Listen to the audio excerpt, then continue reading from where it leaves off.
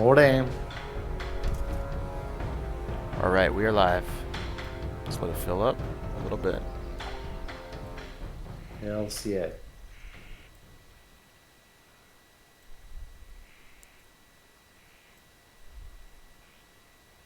Cargos is going live. PvP workshop 2. Mm-hmm. Hot damn.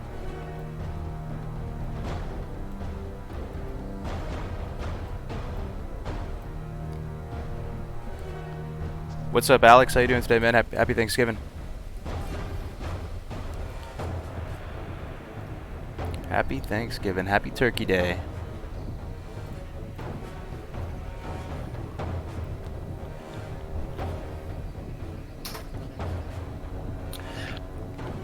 Happy Thanksgiving. Hell yeah. Gonter O'Dim in the chat. What's up, dude? How you doing today, man? Happy Thanksgiving to y'all. We got a fun show for you today. Just 3 of us. Woo-hoo. 3 amigos.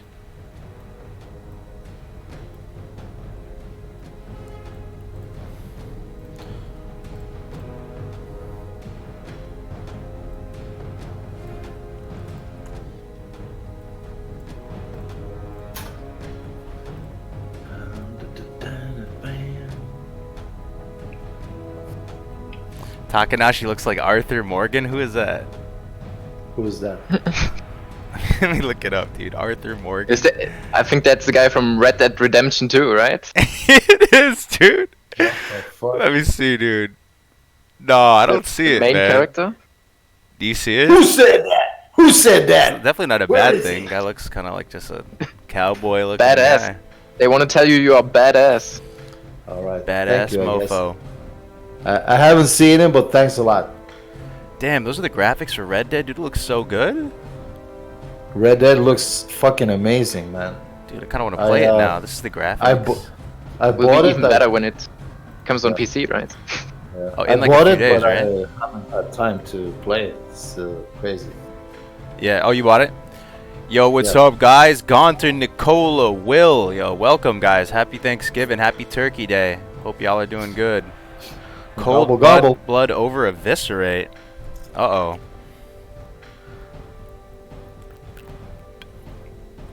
What are you guys up to today?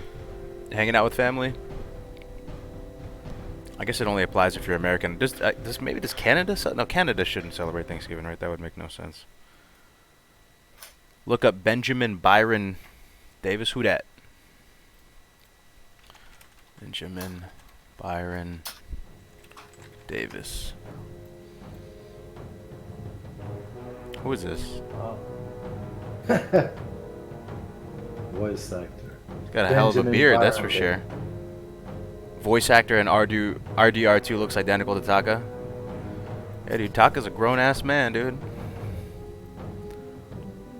But yeah, thanks for tuning in, guys. We got a fun show. We're going to be talking about a lot of PvP-related concepts. This is our second little workshop. We plan to do these weekly, ideally. You know, everyone's busy with the holidays and stuff, but Holy shit. be on here for a little bit. Norway in the house. Doesn't celebrate, but got Black Friday, though. Hell yeah. So you guys got Black Friday in the other countries, too? In America, that's a bit of a national holiday. Yeah. I mean, they turned it into Black Week so they can sell shit all week long. You know what I mean? Yeah. Force Ghost, hey Cargos. Hope you and your panel are having a great Thanksgiving. Thank you, man. Same to you, bro. Thank you. Cheers. Hope you eat lots of turkey, man. Lots of potatoes. Lots of stuffing. The sweet potatoes are where it's at, though, on Thanksgiving. Love my sweet potatoes. Sweet potato pie. Question for you, gentlemen. Will faction imbalance become a bigger problem for World PvP in Classic than it was in Vanilla? Faction imbalance. We talked about this in our last panel, Rootster. And I think it's just, I know, correct me if I'm wrong here, Serrano or Taka, but, you know, it's really going to come down to player skill at the end of the day. You know, if you're good, you have a good group of people, it's not going to be so much of an issue.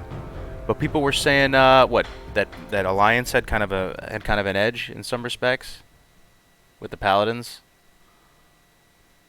Well, yeah, if you face 2v2 or 3v3 and shit like that, you have maybe certain positive effects if you have a paladin on you, but maybe you have also, like, I don't know. I don't think there will be any imbalance, because maybe if you have one faction which is really imbalanced on the value of players, like if you have a ratio of like 80% horde, 20% alliance, then you're most likely, I don't know, in a bad situation, because they will just roll you over, because they will never be alone or solo to face you. What do you think is going to happen, guys, on a fresh server? Where do you think all the elite PvPers are going to gravitate towards, Serana, if you had to guess? You think they're all going to go Alliance? You know, I mean, it's going to depend. It will be equal. I think it will be equal. Okay. Yeah, because most players stick to their guns, whatever they like. Stick to their guns. That's what's up. That's right. We got Paladin enthusiasts. We got Shaman enthusiasts in the house. Yeah, looking forward to turkey, mashed potatoes, gravy, and stuffing, and of course my Snickers cheesecake. That's what's up, man. That's an American. That's only in America, man. Paladin's overrated. All right, guys, we got a good amount of people in here, so we'll probably get started here. So yeah, let's get started. Let's pull up this little presentation here. We got some nice talking points for the discussion today. So, before we get started, I just want to reintroduce, for those of you who didn't tune into the show last week, our lovely workshop participants. You know, my brothers in arms here. We got the Takanashi. Don't be confused with the other Takanashis. This is the Takanashi. What's up, man? How you doing? What's up, guys? Thank you for having me. Of course, man, of course. It's always a treat. And then we got the mother friggin' rank 14 rogue in the house. The legend, Serana. What's up, Serana? Hey, hi. Happy Thanksgiving to you guys. Yeah, happy Thanksgiving, everybody. Tuning in today, chilling out with us for a little bit. So these guys are pretty damn talented when it comes to PvP. And you said, Taka, it was kind of a meme for you at some point, because you were just, right on the fence, right on that rank 13 fence for so long, trying to get to 14, but it never quite happened. But it was you were almost there for a long time, right? Yeah, I mean, at the end of Nostarius, there were some guys kind of breaking the bracket, forcing the rest of us to rank for another week, and that kind of happened twice in a row. And then this third week, unfortunately, the bracket leader miscalculated, so I kind of got stuck in bracket 2, and that made me had to rank for a fourth week, and then Nostarius shut down. So yeah. Damn, rank 13 and 99%. What's up, y'all? Rank 13 and 99%. That's what's up. See, these guys mainly ranked on the OG Nostarius, right? You guys ranked together, guildies, playing, grinding, week in, week out together, right? Yeah. Yep. I did another mage 213 on Lightbringer after that, and I to be honest, I finished on Anathema, like when Nost's code and the database went up again in the Lysium project, because I was like rank 12 behind Taka when Nost shut down. So I didn't even had a chance to, if you're certain, to finish my ranking on Nostarius. So it shut down. I was rank 12. When it came up back again, I finished my ranking 14. But it was basically against the exact same people, because everyone just came back. Nothing changed. Did you notice, by the way, any differences between doing it on Lightbringer and Anathema and stuff versus Nost? Yeah, sadly, to be honest. Quality of the players dropped immense. I don't know why, and it's not any specific names or something like that, but I grouped up with some players I ranked even against on Nostarius / Anathema. And we reunited on Horde, basically, to play just for fun, and then started ranking. And the enemy team was just worse, and it wasn't getting better. There was only a few guys, 1 or 2 we knew from Nostarius, who went really hard and tried to improve their teams with the newcomers. But overall, it was sadly, at least when I ranked, it was worse. Was like worse. the player skills overall. Did the meta shift at all? Like, was it different strategies at play, or is it kind of more of the same? Well, it was much more dodging and win trading we faced, so we had to deal with that. Many groups who split up into groups of 4 people, so you could dodge the pre-made priority queues on the servers. And so our queues went longer and longer, so we had to wait like 1 hour to even join a Warzone game because there was no pre-made group on the other side to face. So we had to wait 1 hour to get into some perks and had to world PvP in between to get our caps. Okay, cool, man. And so, okay, let's go into the first talking point here. Thanks for that, because I think it's a nice little segue here. So the first thing I want to talk about, guys, again, thank you guys for tuning in today. I know it's Thanksgiving. I know a lot of you guys got stuff going on. So for hanging out with us today, I'm really, really, really excited, man. We got a nice show. We put together some good talking points here. Egregious in the chat. What's up, Egregious? So we thought it would be a good logical way of talking about this by starting off with BG basics. What are the basic kind of stuff you need to know going into BGs? Just some basic fundamentals, kind of guiding principles. Then talk about the pre-made group composition and optimizing that, what your options are, how important is the most ideal group composition, and then moving into class roles and responsibilities in individual BGs. So if you're a rogue or if you're a druid, what is your role in the battleground? So we're gonna start there. So maybe we can kick it off with Takanashi. What's your opinion on BG basics? What do the people have to know, man, going into doing BGs and ranking and all this from your perspective? Yes, like most of us start off running like pickup groups, right? Unless you have this community of friends, right, with people who has experience in ranking. But let's just start with the common person, right? You don't have friends that can carry you to 14 or 13, right? So you're starting off, you want to get ranks, and what you should do is kind of understand the fundamentals of the battleground, what you're supposed to, and I don't know, kind of if you don't know, then ask someone, because there's really nothing more annoying than someone running around in a battleground taking up space. And it's so easy nowadays to just ask someone, what can I do to improve? And just be humble from the start, right? Just to realize that you're not going to be a professional. And if someone is criticizing you, just don't fucking explode, right? Just go like, okay, so maybe this guy is not having a good day, and maybe he's been playing for fucking 3 months, and here I come and just ruin his day, making us lose. Just think that, okay, he's having a bad day, whisper him, and then go like, okay, man, I'm sorry I did something wrong, and I really appreciate you telling me what I can do to improve.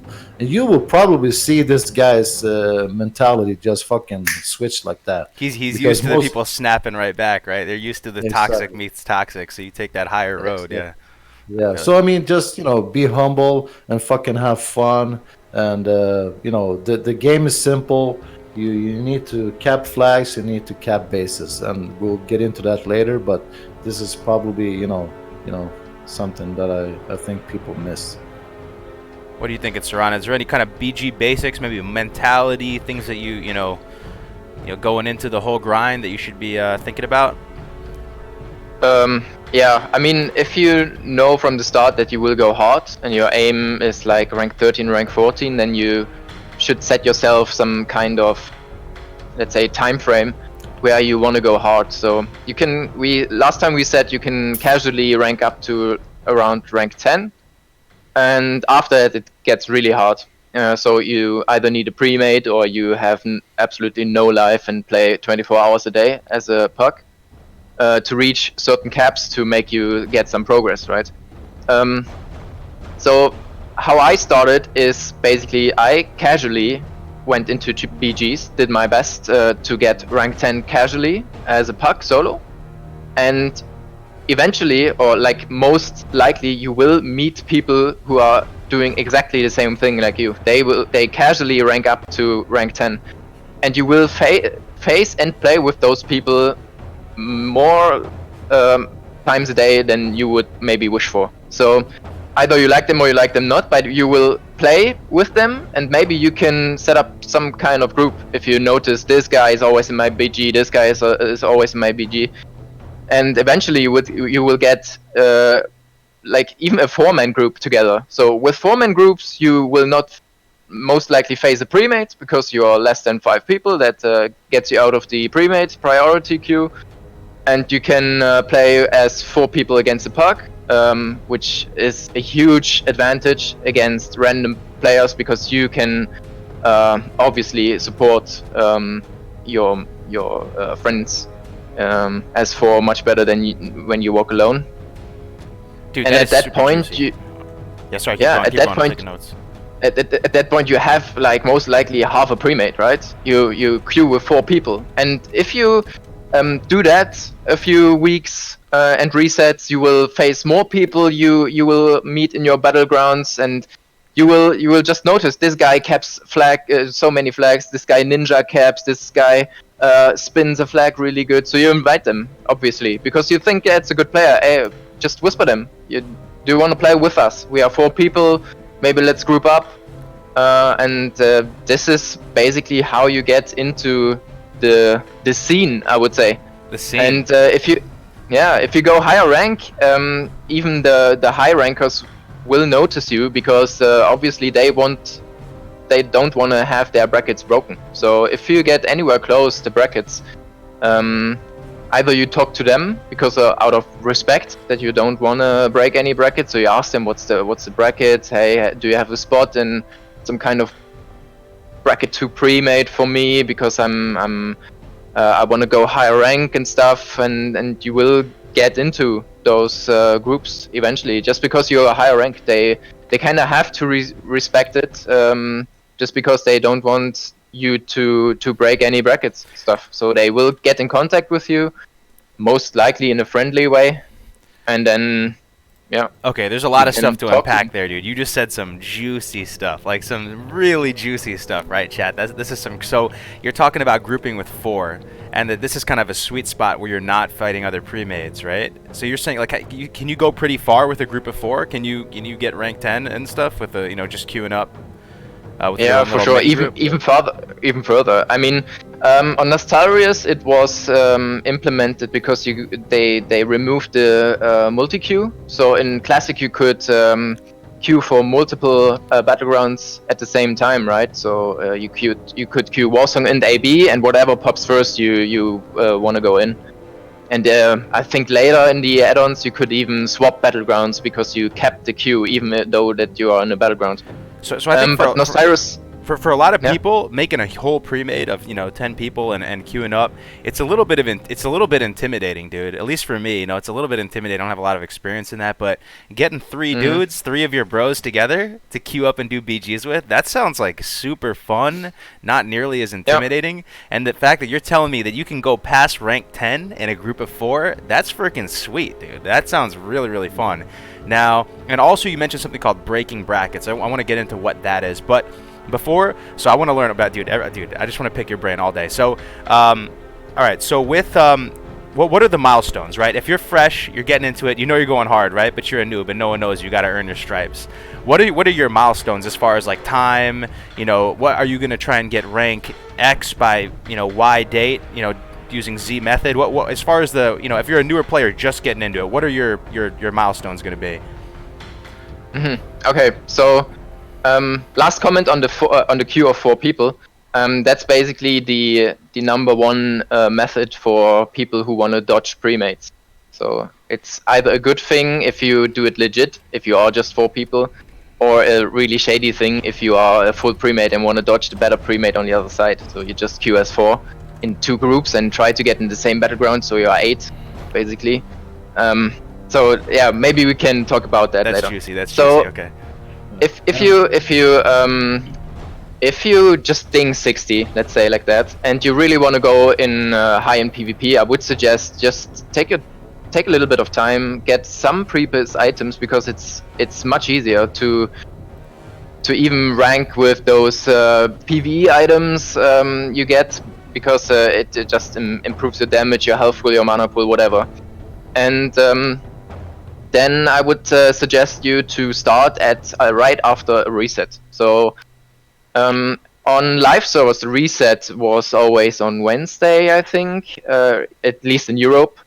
2 a.m. Wednesday, if I remember correctly. I don't know. On the private servers at the moment, it is 11 a.m. Wednesdays for server time. That's when the server shuts down to calculate the ranks, right? So and the honor resets, so everyone is back to 0 and can start again for the next week. And after that reset, I would suggest you to start if you want to go. Because if you start in the middle of the week, you can do some progress, of course, but it won't be that much as you start right from the reset, right? So just start after the reset and then just play as much as you can. And if you want to go really hardcore, between the battleground queues, you go open PvP. So whatever you want to play, I mean, it's for some factions it might be hard. You have to see what queue times you have. But as a puck, you have most likely, I think, let's say 5 minutes queue or something like that, maybe 10, until the queue pops up and you can enter the battleground after queuing for it. And at that time, you can, let's say, if you queue in Ironforge, you can fly to Searing Gorge and kill everything that gets honor. And by everything, I mean everything that gets you honor. If there is a level 48, which is the first level they give you honor, kill it. I mean, you will be a douchebag in their eyes because you kill them while leveling, but you need the honor, right? And you're not ganking them because you want to fuck them over because you don't like them or something. You need the honor, so you kill it. Level 48's beware. Once you're level 48, you're fair game for all the people ranking, man. You guys got to be careful out there. Level 48 plus, man. Yeah, so Searing Gorge is a really short flight path. So you start, you queue Ironforge, go to Searing Gorge and fight in between. Then you join the battleground. After the battleground, you queue again in Ironforge at the Battle Master and then fly to Searing Gorge again. If you are starting really early, when you don't have Battle Masters in the main cities, you will have to go to the portals of the battleground. And let's say if you are Alliance in Ashenwell, you could go Felwood right away, because that's again a zone where you will face 48 plus, and those people give you honor. Everything below 48, if you are 60, won't get you any honor, so it's no use of killing them, it's just wasted time.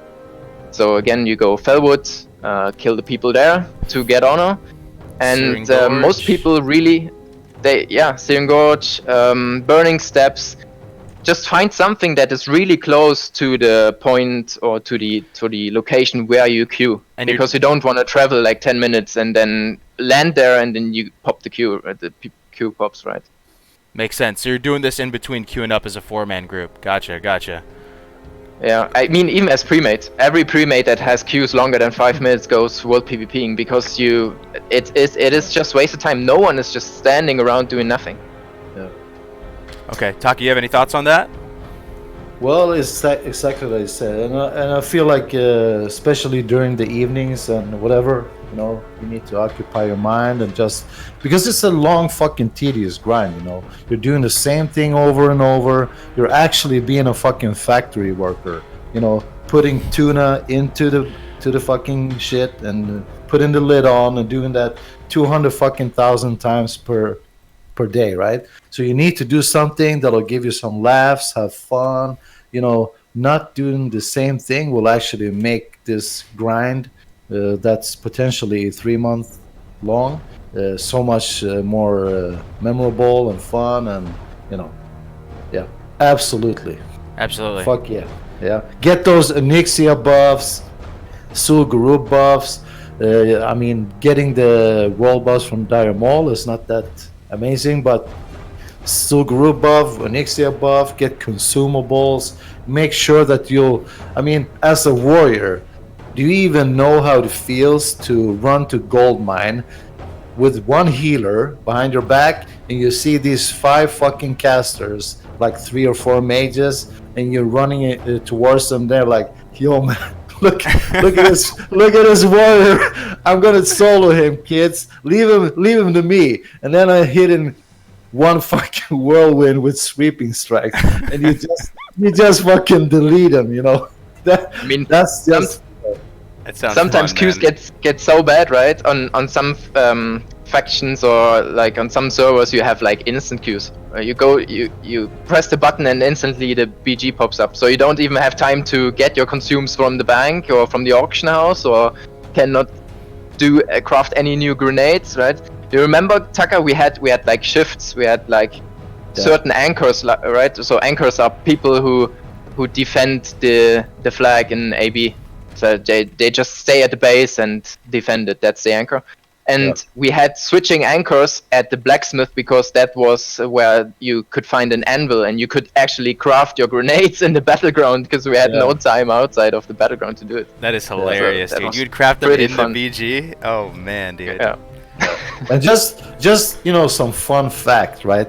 I was just logging into my warrior the other day and looking at my you know, honorable kills, and I mean, you have to think about it.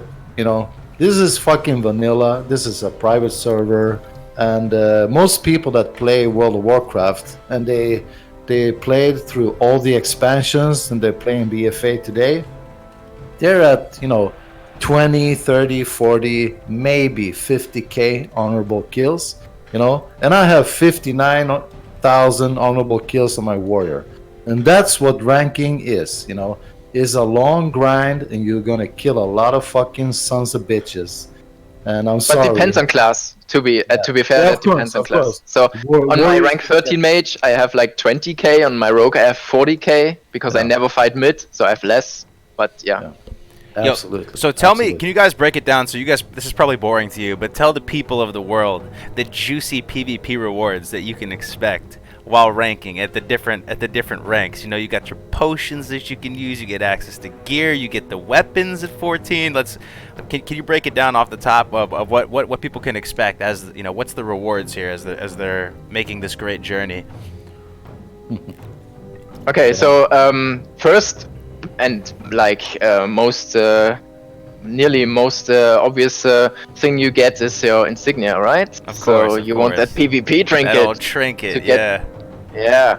So and then even at the lower ranks where you get the bracers and the cape, like bracers are really nice for clothies as well. You get a lot of stamina at that point, and you really want to be a little bit tanky in cloth in the early stages, right? So you can get those. And on rank 6, where it starts getting a little bit serious, you get your potions, right? The combat potions. Wait, you forgot the most important thing, right? At rank 5, you get you get access to the hall, right? Oh yeah, the special elite VIP elite PvP Oh, man. big Yes. boy lounge. Isn't it 11? Yeah. Isn't it 11? What? No. Yeah, 5. it's much Rank higher, 5. right? It's 5. You can go inside. Oh yeah, at 5. for the set, right? You could. Yeah. Okay. Yeah. My bad. Yeah. You're right. We'll be posting it, Toxic. Don't worry. Okay, so you get the potions. Explain why the potions are good too. This is something that I found interesting when I learned something recently about the potions. How you can actually use them, you know, outside of, both outside of the BGs as well. Yeah. Yeah, right. So they are in like it's like a superior health or mana potion in that range of restoring mana or health, and you can buy them in stacks of 10 and use them actually outside of the battlegrounds. So it's for PvE, it's really nice to sustain yourself, and they are really really cheap. Yeah, Like, they're really cheap. I don't know how much. Yeah. So it out prices by the auction house, so you never have to go back to the auction house. Just buy 10 of those and you're good. Hell yeah. It's Okay. really nice. So that's rank 6. What do we got after that? So I don't know, for rogues, I mean, for most classes you now get into those 7 is then the rank where you get the first pieces of blue PvP gear, right? Right. Yep. Shoulders, Is it- gloves. I think it starts with boots and gloves. Yes. And when then you on- get the banner as well. The banner is awesome. the PvP banner is 9. For some reason, it's 9. So Yeah. you get at 7, you get your gloves and boots at 7. At 8, you get your chest and legs, right? And at 9, you get the banner, right? Right. That's cursed. Like I was raging so hard about this because you obviously want your head and shoulders, right, to be done, but you get those at 10. So you have like 9 is. It's depressing to get this banner. I mean, it's kind of okay, but as a rogue, I mean, your roles as a rogue are not those where you actually use the banner, to be honest. And it is even on same cooldown than Thistlety for some reason. Nobody knows why.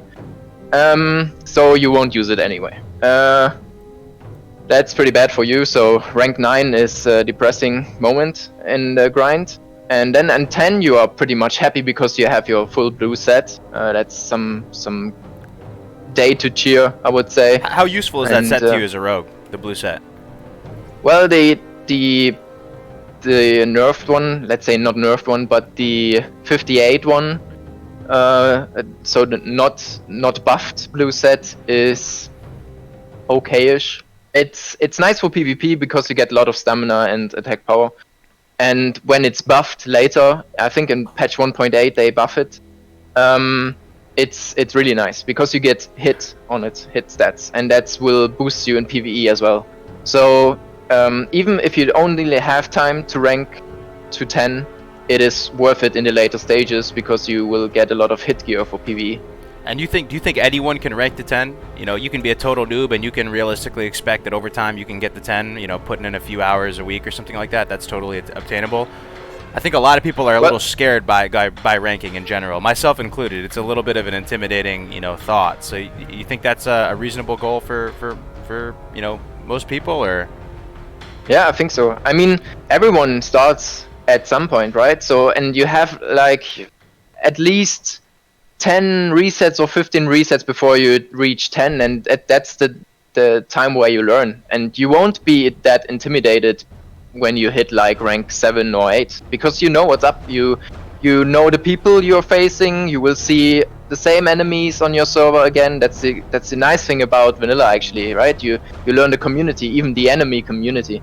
So you know what guy is playing good, what the other guy is pretty bad, so you can outplay him pretty easy, and that's how you learn, right? And you won't be intimidated by higher ranks because there's a certain other number.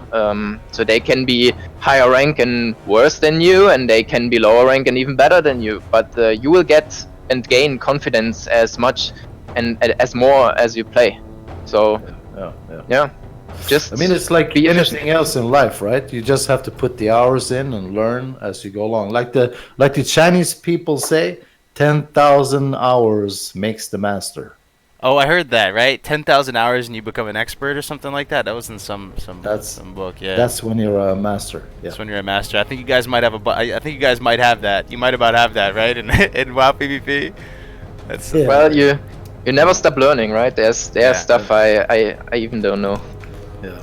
All right. Regarding to, you know, setting together the premades and shit, just remember that if you feel stupid from time to time and you think that, okay, so I'm really scared, like Cargo said, doing this thing, but just think of it like this. If you're putting together a premade and you're losing, you did more than 97% of the other people playing this game. Because most people will just sit there and expect everyone to invite you to, you know, to this premade and carry you and whatever. If you start a premade, you did more for the game than most other people. And PvP is scary for a lot of people, you know what I mean? You're putting yourself out there, you're losing against another player out there that could potentially tarnish your rep and stuff. So the fact that you're putting yourself out there and you're you know, you're going for it definitely speaks a lot. But anyway, let's move on to the next talking point. We got so we talked about BG basics. Let's talk about your optimal pre-made group composition, or how important having a really optimal group composition is. We talked that you said it's actually kind of flexible. You can queue as a 4-man. It seems like there may be a little more flexibility than I might have thought. You know, you can kind of, maybe it's more so the players than the classes. Maybe Taka, I know you feel opinionated on this. Maybe you can start us off here as far as your philosophy on pre-made groups and maybe your story, because you told me that you overcame some adversity with your groups on Nost. Yeah, I mean, I was, I don't know. Maybe this is more common than we actually know. I just feel like most people that do what I did, start from nothing and trying to, build your own shit together. They'll, at NOS it was pretty high, honor caps and stuff like that when we ranked. So that can be kind of intimidating and break you before you kind of reach your goal. So I feel like I wouldn't really recommend this to like everyone, because it can be really really frustrating and just shave off all your energy into real life. And yeah, but I mean, people told me that you need to play like this, and you need this kind of setup to be effective. And of course I heard some crazy shit when I was ranking, when you're like Serrano said, you're closing in on rank 10. People start to notice you, and people also start to comment on what you're wearing, your gear, your equipment. Why aren't you wearing this trinket? Why aren't you putting more stamina? Why are you using that much stamina? And blah blah blah. I mean, everyone has an opinion, right? What we call keyboard warriors, right? But I mean, you have to realize that. Sometimes I can play a game and I can, feel like, okay, so I'm getting shit on by mages. So I need to put on some more HP gear maybe, because that's what's killing me. I can't hit that last time because they're killing me without me reaching them, the second time or whatever. Or you're playing against other setups that's just, doing some other thing, and you need to put on more armor, or yeah. So I mean, you have to feel your way into what suits you to become the best player you can be. And if you're trying to lead a pre-made, you have to be, I mean, seriously, you have to just prepare yourself that you will take a lot of bullshit. There will be some haters, and they will comment on everything. And the only thing you need to focus on is the people that are following you, and try to see through all the bullshit and be happy, right? And we had some problems, and also this is a thing that nobody talks about. You have, once you start a pre-made, nobody's bothering you, right? Because you're just in the, you're no threat. You have people that nobody cares about. You're picking up blue gear guys and whatever. And once you start reaching close to, the bracket 1 guys, suddenly they're gonna be like, hey man, what's up, and they're gonna be like, yo, so we're missing a priest. And that's if they are really really nice, because in most cases they're not gonna say anything. They're just gonna fucking whisper your best priest, and suddenly that priest will now no longer play in your pre-made. So now you're one guy short, right? And but I mean, this is sort of organic, some people are finished ranking in the bracket 1, so they need to pick up guys from the bracket 2, or even in the bracket 3 group, right? But your job is to focus on just being as good as you can be. And I mean, sometimes you have to work with whatever you get, and that might be 3 or 4 hunters in a pre-made. And I mean, 3 or 4 stuff hunters. like Wow, that. that sounds interesting. But I mean, if you're playing with 3 or 4 hunters, guess what? If you're Alliance, you'll most likely face Horde, and everybody wants to be Vurtner, right? So you have 4 or 5 undead mages on the other side of the battleground, and your hunters are going to be like, I swear to God, you'll see the biggest smiles on their face you ever saw. And these mages will run for their lives, and suddenly the BG became like so easy. So I mean, So let me pass to Serrano. So Serrano, what do you think your ideal composition is for, if you could just pick any class, any, everything, players of all skill levels. I'm curious, what do you think your ideal, personal to your tastes, pre-made BG composition is going to be? Okay, let's say you don't know what enemy you face, right? And you could pick whatever class you want. Right. It's different if you're Horde and Alliance. From my point of view, I would say, my setup would be from Alliance point of view. So you want one rogue for defensive or offense if he lets the druid out, right? The flag. So you want one rogue in defense. You want one druid to run the flag because there's nothing else. I mean, you can substitute if you don't have a druid with, let's say, a mage, maybe even a hunter or a rogue, but they are too squishy. Mage works pretty good. I did that on my mage because we never had a druid. So, but the druid is number one. No one can say anything about it. Druid is flag carry number one. So you want the rogue, the druid. Rogue druid. Third okay. is, you want one hunter at least because you need the Viper Sting. It pressures mana classes anyway. So, and I mean, he's just running around mid, shooting Viper Sting. That's all you need the hunter for, basically. Send a pet on a caster to get the pushback and then pressure any mana class with Viper Sting. Of course, there will be a paladin or a shaman on the other side, or maybe even a druid, whatever, in mid fight that tries to purge off the Viper Sting as a poison from his teammates, but it triggers a global, right? In this global, he cannot do damage, heal, whatever. It just is a wasted global cooldown, right? He has to do, because Viper Sting is really, really thick in vanilla. Yeah. That's why Tucker mentioned like the 2 or more hunter setup. In AV, dude, shooting out Viper Stings like crazy as a hunter is so satisfying, dude. It's one of my favorite memories, man. Yeah, and in Warsong it's even worse because you try to bind those mana classes in the fight, right? If they are you don't kill them.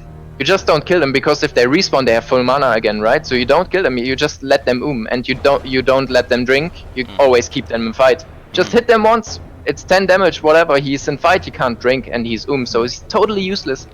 He's just there and totally useless for his team. So you take one player right out of the game. And remember to never kill an caster, right? Yeah. Never kill an caster, dude. That should be on the stone tablets of PvP principles. Keep them in combat. Don't let them drink. Never kill an caster. Just fucking let him run around midfield for a whole game. Keep him in combat. Don't let him drink, dude. That sounds so frustrating, dude. I can only imagine. That's the pre-made bullying, man. That's 101. hilarious. So. That's so we have one rogue, druid, hunter. I would stick with one hunter if you don't know the enemy. So 2 hunters is okay. You can do it, but I would stick for one now. Okay. Then of course you need one paladin for like the oh shit button if you really need hard heals on something. Also you need the buffs like the blessings. Just to clarify with everyone, it is a holy paladin, right? We're not rolling any red here. Yes. Yeah. No Red Bulls, right? Okay. Yeah, obviously you need the holy paladin for this. Right. He's also the only class on Alliance that can cure poisons from the hunters on the Horde side, right? So if you have a druid in your composition, he will never be in mid-fight to heal or clear poisons. He will do his business with the flag all times, so he won't be around to cure poisons. That's the paladin's job. And of course he has sick single target healing, right? So if your warriors overextend or something, you want the paladin to save them. You have to free them as a bonus. But yeah, freedom isn't that strong as you would think. Okay, so we have the paladin, rogue, druid, and hunter now. Yep, we got 4 people so far. Druid, flag carrier, hunter running around mid, spamming Viper Stings like crazy, man. Holy paladin, and then a rogue. Priest with no mana. Priest with no mana. Yeah, so you want one warrior at least, maybe even 2. I played many pre-mates with 2 warriors because you need the MS. They do, of course, sick damage, but it can be out-healed to a certain point. But you need the Mortal Strike debuff, right? The healing debuff.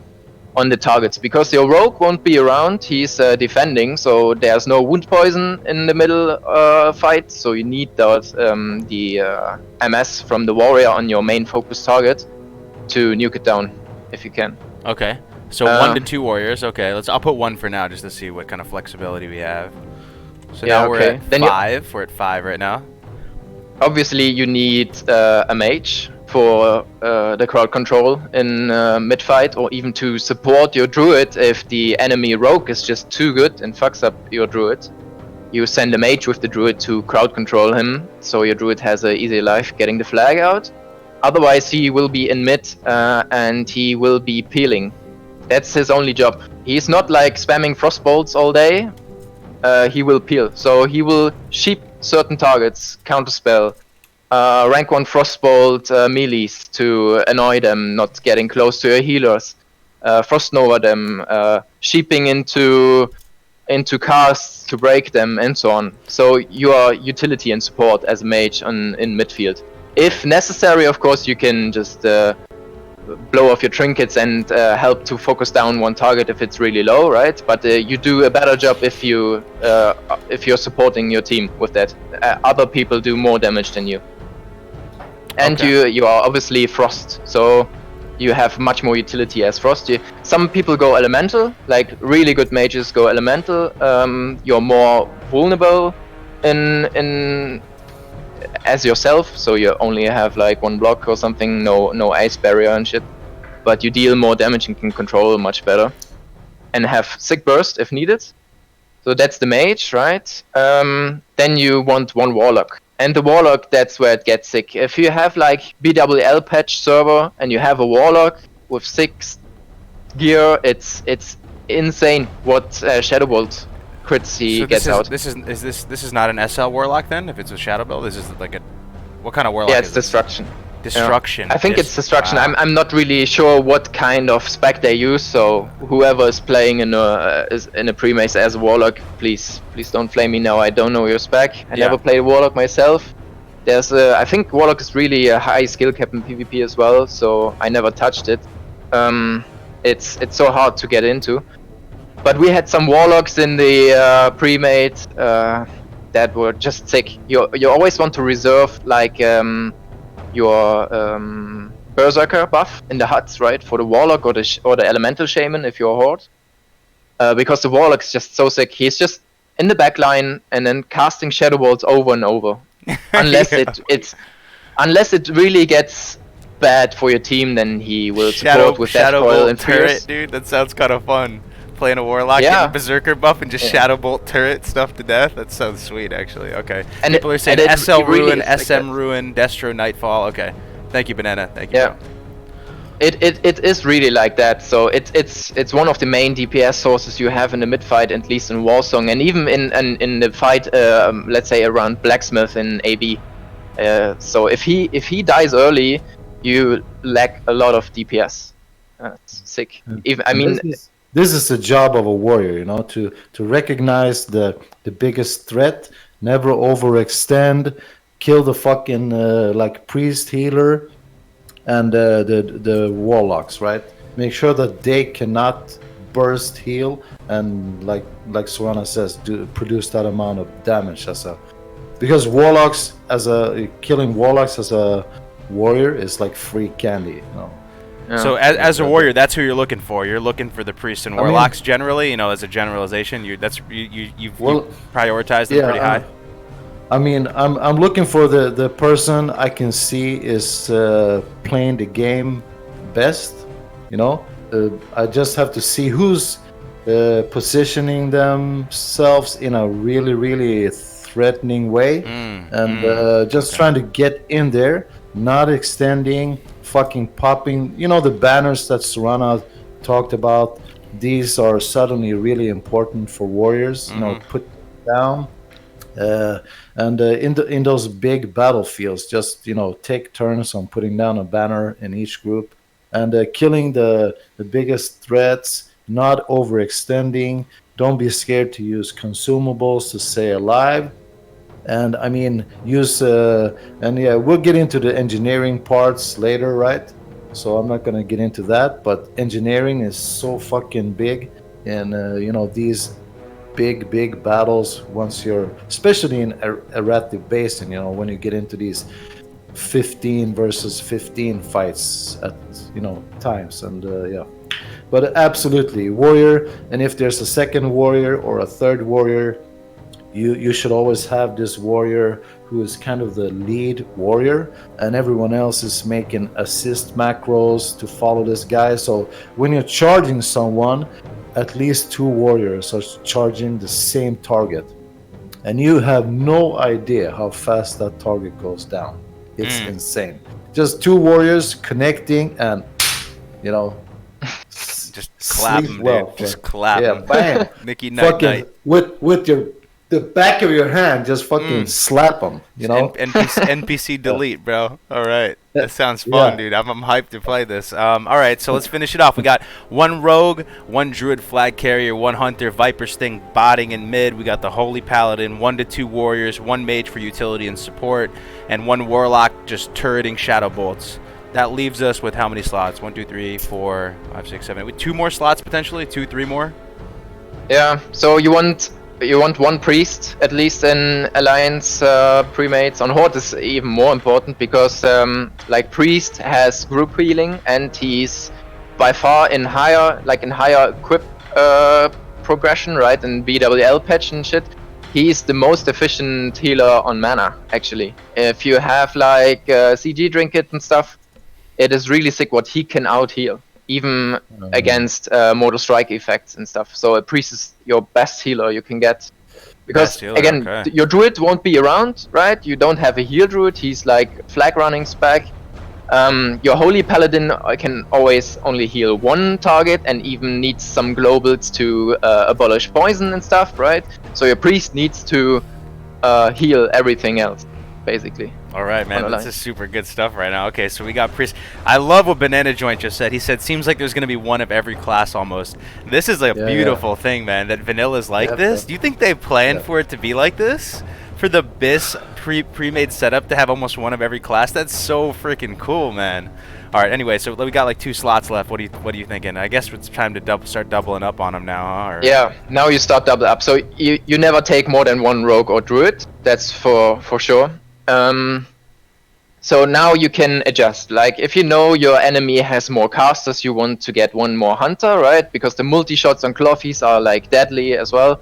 And the Viper Sting is just fucking annoying for them. So maybe get 1 more hunter. If you have more like a melee cleave composition, so if they have more warriors, you may want 1 more mage to support the whole group, just getting them stuck in midfield.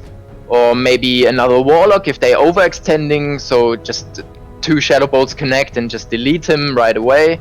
Something like that. And yeah, I wouldn't certainly go more than 2 healers. I mean, I don't know. If you have really nice DPS and really nice crowd control out of the other players, you could go 3 healers.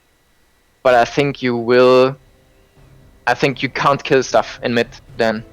Okay. Because you just lack the 1 DPS there. So you will live much longer, but at some point when you go you will just fall over one by the other. So I don't think you can be aggressive with that. If you don't know who your opponents are, you're just like blind queuing into the abyss, and you just have no freaking clue. What does your personal taste tell you? What are you gonna double up on? Personally, Serana's pre-made. What are you going with?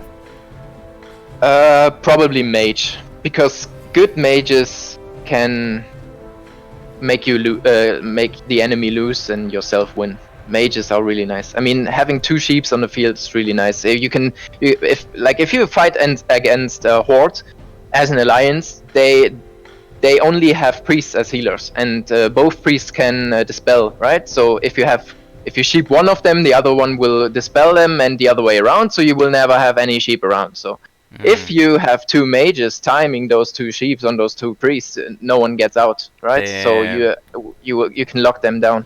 And those things is like stuff where mage really gets in your favor. Also, you can send 1 mage to ensure your druid getting the flag out and support him while he's carrying it by just peeling everything off from him.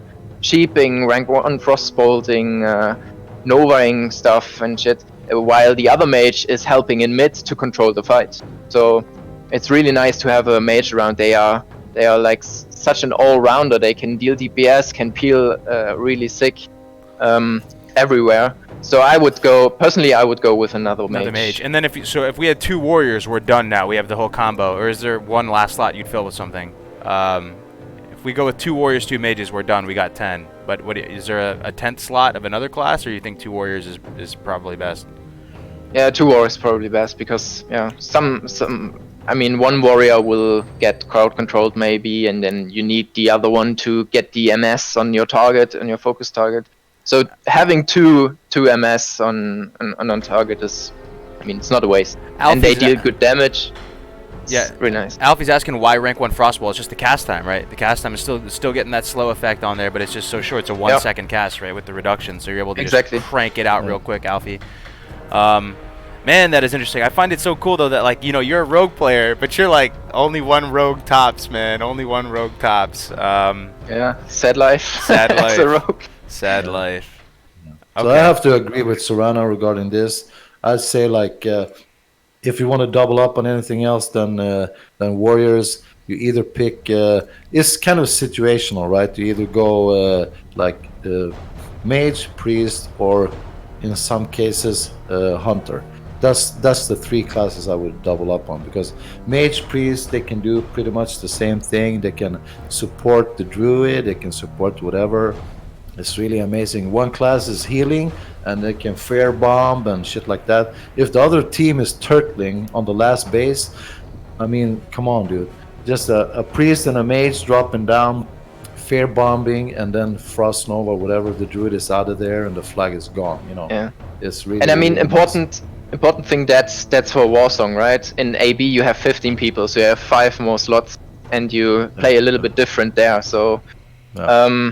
I don't know how much time we have, but basically it is crucial to have like 3 mages, 2 or 3 mages at least in an AB group, because the main tactic or the main strategy you want to chase in AB is you want to have a mage between your base and the enemy base. And with that, the 1 mage can see the push of the enemy Premade on your base much earlier, can inform or can communicate it to your team, so your team can gather from other bases and rotate to the base that is attacked. And while he's communicating that, he is just rank 1 frostballing everyone, novaing, improved Blizzard, all the people on the mounts, and 1 or 2, I guarantee it, will or have even to dismount to kill you, because you will fuck them up. As 1 mage, you will slow like 5 or 10 people, the whole push, with 1 Blizzard down, and they will be so slow that your team has enough time to rotate from other bases where might be a little fight, like 1 or 2 people, and they have enough time to mount up, rotate to the base to defend the whole push if they kill you down there. Damn, that seems like you're a playmaker as a mage, huh? You can make some fat plays. Yeah, that's lose or win in AB. If your mages don't do the job, you will lose every time. Yeah. So quickly, freestyle. People seem to be interested in the chat. Do an AB list right off the top. How many healers are you thinking in an AB? 3, 4. 3. Yeah, 3. Yeah. 3. Okay. 3. I mean, 4. 4 if you have some trouble. I mean, are you going 2 pallies? You going 2 priests? You going a druid maybe in there? What are you thinking as far as that? Well, you kind of like, you don't really want a druid. Most premades are bringing the druid because you're doing them a favor, because it's kind of sad to, you know, use the druid for the whole week and Warsong Gulch and then kind of shit on him in AB, you know. Why do druids really struggle in good AB? Why do druids struggle in AB? That's an interesting question, because I don't even know.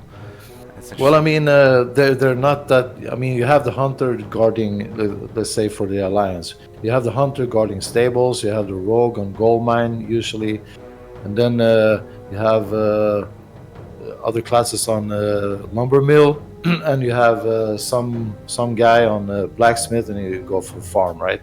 And then once you get farm, and you kind of capture the horde and box them in, you have.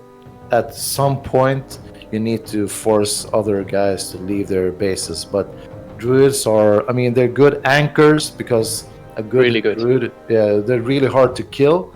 But I mean, when by anchor, what do you mean? Just someone just holding down a spot and not letting go of control of it, right? spinning the base for as long as possible, being unkillable, and making sure that the support has time to arrive and just help them out and kill whoever is attacking. But I mean, in an effective pre-made, the thing is that you're not gonna sit on 3 bases, because then it's not an effective pre-made, because you're going to waste a lot of time and you're thinking about winning 5 bases as fast as possible, which means that you don't really need a super strong anchor. You need, high DPS guys or strong healers, right? And I guess that's kind of the reason why. But you said like putting rogue on goldmine and stuff, and I assume it's to keep people off. And is a rogue playing kind of an anchor position on goldmine? Because what advantages are rogue? What is rogue going to have over a druid? Goldmine for life. I'm assuming a druid will be a lot harder to lock down, right? Potentially have more survivability, able to just kind of annoy people for longer than a rogue. Maybe not. I don't know. This is we're talking to rank 14 rogue here, so I got to watch what I say. But what do you think? Is there some advantages rogue have over druid? You think that make them good as an anchor? If you compare it like that, like 1-on-1. It is worse. So I don't think a rogue is a better anchor than a druid. But you set up your pre-made setup not for the perfect setup, right? If you are a perfect pre-made and 5 capping all time, you don't need anchors. That's basically it. Okay. So, but at the beginning, as the game develops, you need some anchors. So anchoring is, like Taka said, just one guy that's on that base, making sure no one caps it. Right? Like no one caps it. So if you are defending the base and if you are interrupting someone who's trying to capture the base, that's called spinning. So if you are a druid, you have incredible amount of possibilities to spin a base. Yeah. You are in stealth somewhere, so they don't know where you're at. Yeah. So they cannot predict that, so they will go to the flag trying to capture it, right? So you moonfire them and get range, so they cannot charge you, helmet you, sheep you, whatever, right? I mean, sheeping on a druid is another story. You can annoy people on a druid, man. Yeah, right, like that. And if you stay in a shape like in bear or something like that, you cannot even get mind controlled with the helmet. You are pretty much CC immune to sheep. You can be sleeped by other druids, but if you see there's a druid trying to hibernate, you just get out of the form and swap back in, right? So that's you just buy your team time. You don't have to win the one-on-one fights. You're just trying to spin the flag until your support arrives to kill it, and that's basically the job of an anchor. And because you don't want to have 3 druids in a Arati basin setup, because you will face another pre-made, then you have 2 useless druids running around, right? So you have 1 rogue going to goldmine at the beginning. You only send most likely this 1 rogue to the goldmine. The opposite team will do the same. That's just how the meta developed. Mm-hmm. For some reason, everyone just sends their rogue to goldmine, and you will, as a rogue, you will face one-on-ones and on rogue mine, and it's all about the mind game there. So if you want to know more about it, we can go deeper in that later as well. But as a rogue, you try to get your goldmine, and then you stay there until and just have a look how the game develops. So the main Zerg tries to fight over blacksmith to win that, and lumber mill as well, because stables there won't be any incoming really soon at the beginning at the game. If your team is winning blacksmith or lumber mill and stuff, then you can continue as a rogue to try to ninja cap maybe the farm of the horde. And if you fight against pugs and you will roll them anyway, you just cap your mine and then carry on to the farm, not to lose any time, to get the fastest 5 cap as possible. But if you are say against a really good pre-made and you trade the 3-2 base back and forth, because you have 5 bases maybe, right? You want the 3 bases to win the game. You have the rogue on the GM anchor, and you will have most likely the hunter or druid on your stables. I prefer the druid because the druid is not that useful as a hunter on blacksmith fight. So you are taking a druid in your AB group, you think, Srana? Yeah. Oh, interesting. Yeah, I mean, you have to. On live servers, you have to, like Taka said, you have to reward this druid for running flags all day in Warzone weekend for you. Yeah. So you have to reward this guy, and he's a really good anchor. He's like the best anchor you can get. He's basically CC immune. Yeah. So, yeah. Okay, so AB Premade. Okay, so as far as healers, right? So you were not taking another druid, like we kind of established that they're kind of an anchor role, right? So as far as the 3 healers, are you going 2 priests, 1 pally as alliance, 2 pallies maybe? Yeah, I mean, on live servers, it's whatever you can get, right? You never have the perfect setup. But if we are talking about the perfect setup, I would get more priests into, because their healing is just stronger. You want 1 paladin at blacksmith, that's right, because you need the oh shit button with the bubble for your priest or your casters, because you don't want to lose the DPS, for example, on a warlock. So if the warlock gets focused, he will first use a lip potion, right, to get some damage off, and then after that you can bob him and so on to buy some time and kill the enemy team off. But besides that 1 paladin, I would take another priest, 2 priests. Okay. Sounds good. And am I crazy, or did you say 3 to 4 mages? You said 3 to 4 something, right? Or 2 to 3. 2 to 3. I mean, okay. Another mage doesn't hurt in AB, to be honest. You can use him as a substitute of DPS class, because they do obviously good DPS. And in other fights they can crowd control so much. So whenever in doubt, I would take a mage. Okay, that's so right now like... so in 2 warriors, I'm assuming, right? We'll go 2 warriors again. So we're at 3. We're at 3, 6, 8, 9, 10, 11, 12. I don't know if you can see the screen right now. So we're at 12 right now. So far we got 1 rogue, 1 druid who are not punishing. You know, he was there in Warsong holding it down with the flag, so he's going to be an anchor again. We got 1 hunter, 1 holy pally, 2 warriors, 3 mages, 1 warlock, 2 priests. What would you add potentially in a dream setup? I mean, most premades run with 3 warriors, I think. 3 warriors? Yeah, you can get another warrior in, that's true. Okay. Because you have to see, you have to split the fight, right? You want to have the main Zerg in blacksmith, and you have to get the other, like a little part of the group, a little group, to like 3 to 4 people maybe to the lumber mill. And like, yeah, GM is most likely rogue against rogue. But to find out, I mean, your enemies are not stupid, right? If they see you send always that 1 rogue down there, they will just overrun GM next time. So so how do you see where people are going, Srana? Thank you, Taka. What is some Good juicy question, knowledge man. here? Okay, let's playing right into my hands. Yeah. So your hunter is the really important thing there. Well, eagle eye. When the game starts, you eagle eye at the crossroads, basically. So you can see how they split up to blacksmith and lumber mill and GM. So a little bit between the crossroads and farm, maybe even at farm.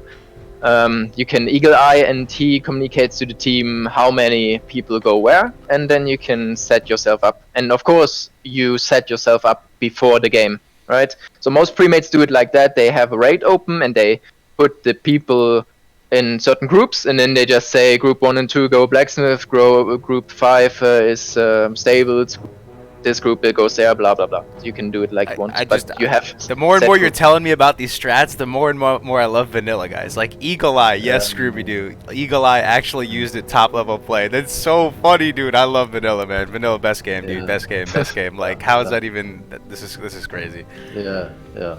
Okay. Sorry. Okay. Let's finish off this AB BG pre-made list then. So we got 3 warriors, 3 mages, 2 priests. Maybe another hunter? Is 1 hunter enough? Yeah, 2 hunters are really good, because if you don't have the druid or whatever, you want 1 hunter to anchor. So 1 hunter is basically lost somewhere in eternity, boring himself, fishing maybe at stables or something. So you want another hunter for the mid fight somewhere to again Viper Sting and annoy the fuck out of the enemy team. And of course your multi-shot is sick. Like if you just multi-shot Viper Sting, multi-shot, get some autos off, send your pet on a healer to get the pushback on the auto attacks. That's how you hunter basically. I mean, you set up traps obviously for to CC some people. There's much more about only Viper Sting, but that's the reason you take the hunter. You have sick multi-shot damage and Viper Sting as utility. But what happens, Sorana, if I'm facing a pre-made and we just can't get those 5 bases? Which 3 bases would you say is the perfect setup? Well, perfect setup is hard to say, but I would, as an alliance, I would choose Stables, Blacksmith, and GM. Maybe no, not GM. You dirty Lumbermill rogue. is probably better. Oh, okay, If you go Lumbermill, and your people are maxed out on consumes, you can fly down, right? So whenever you fight over Lumbermill and you win the fight, the enemies will probably be respawned faster than you finish everyone off on the Lumbermill. So they have time to ink another base while you're still fighting, and you need to get out of the fight as fast as possible and get to the another base where the incoming is, right? And that will most likely be Blacksmith. So when you're at Lumbermill, you just take Noggenfogger, Slowfall, Levitate as a priest, and fly down to the Blacksmith, just incoming from up there. And no one can ever crowd control you when you're flying, so that's pretty nice. That's cool. So what about our final slot here? I know like 95% of the time, guys, it's going to be what you have, right? What you have available to, and just the skill of the player is going to supersede, you know, the composition, right? You just want the best players. But in a dream world, what are you rolling with, dude? Are you going for it? You love mages. 4 mages? 4 mage dream?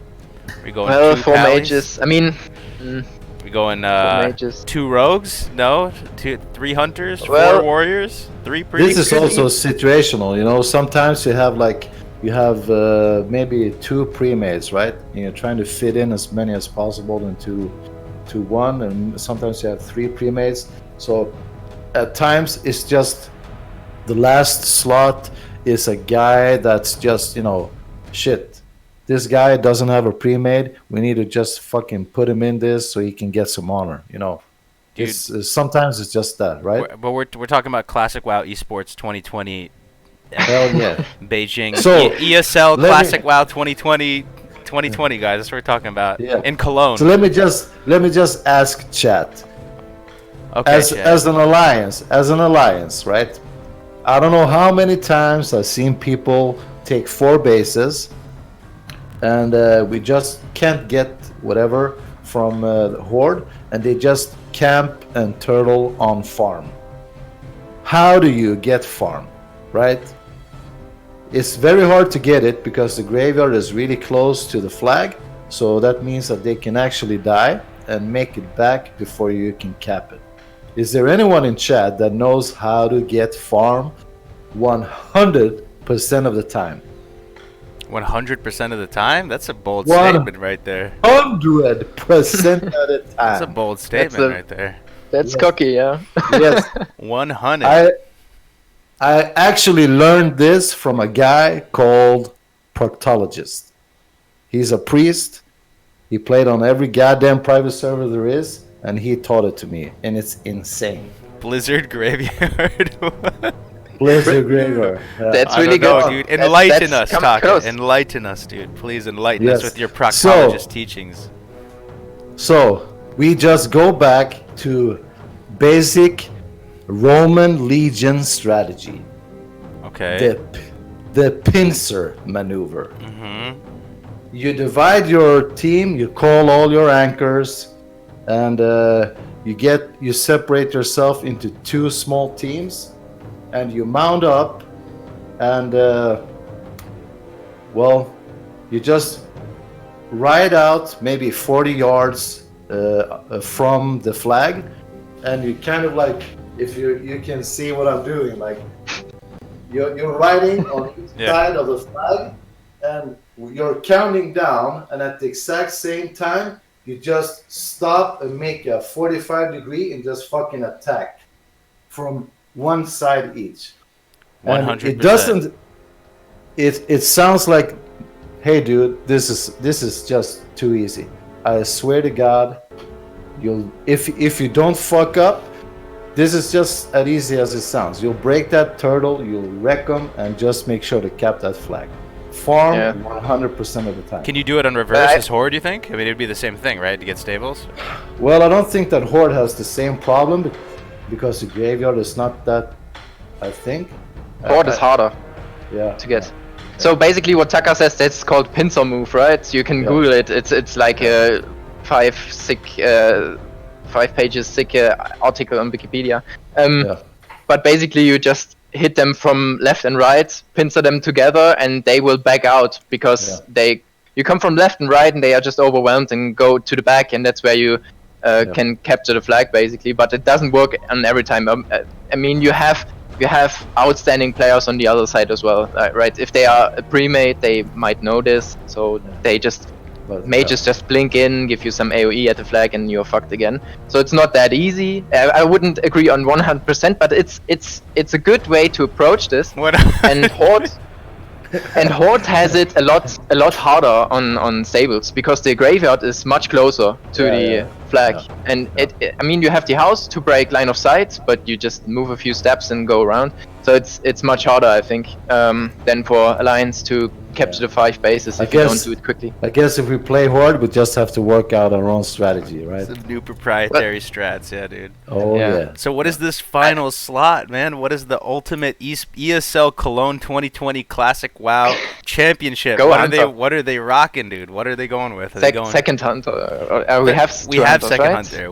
So we got so that's 3, 6, 9, 10, 12, 13. We have 14 right now.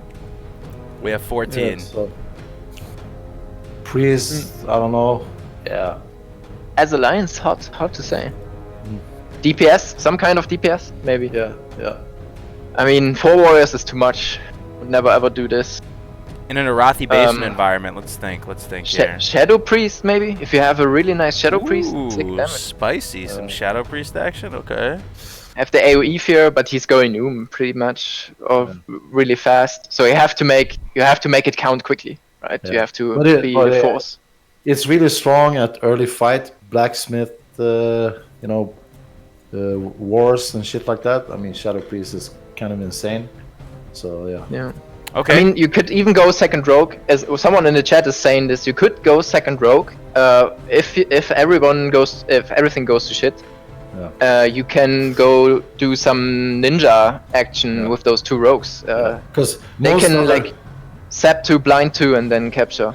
And most other pre-mates won't expect 2 rogues. So we actually did what Srana's telling you a lot of the time, because we just said fuck gold mine, and we they go straight for farm, cap farm, and then someone drops back on gold mine, and there you go.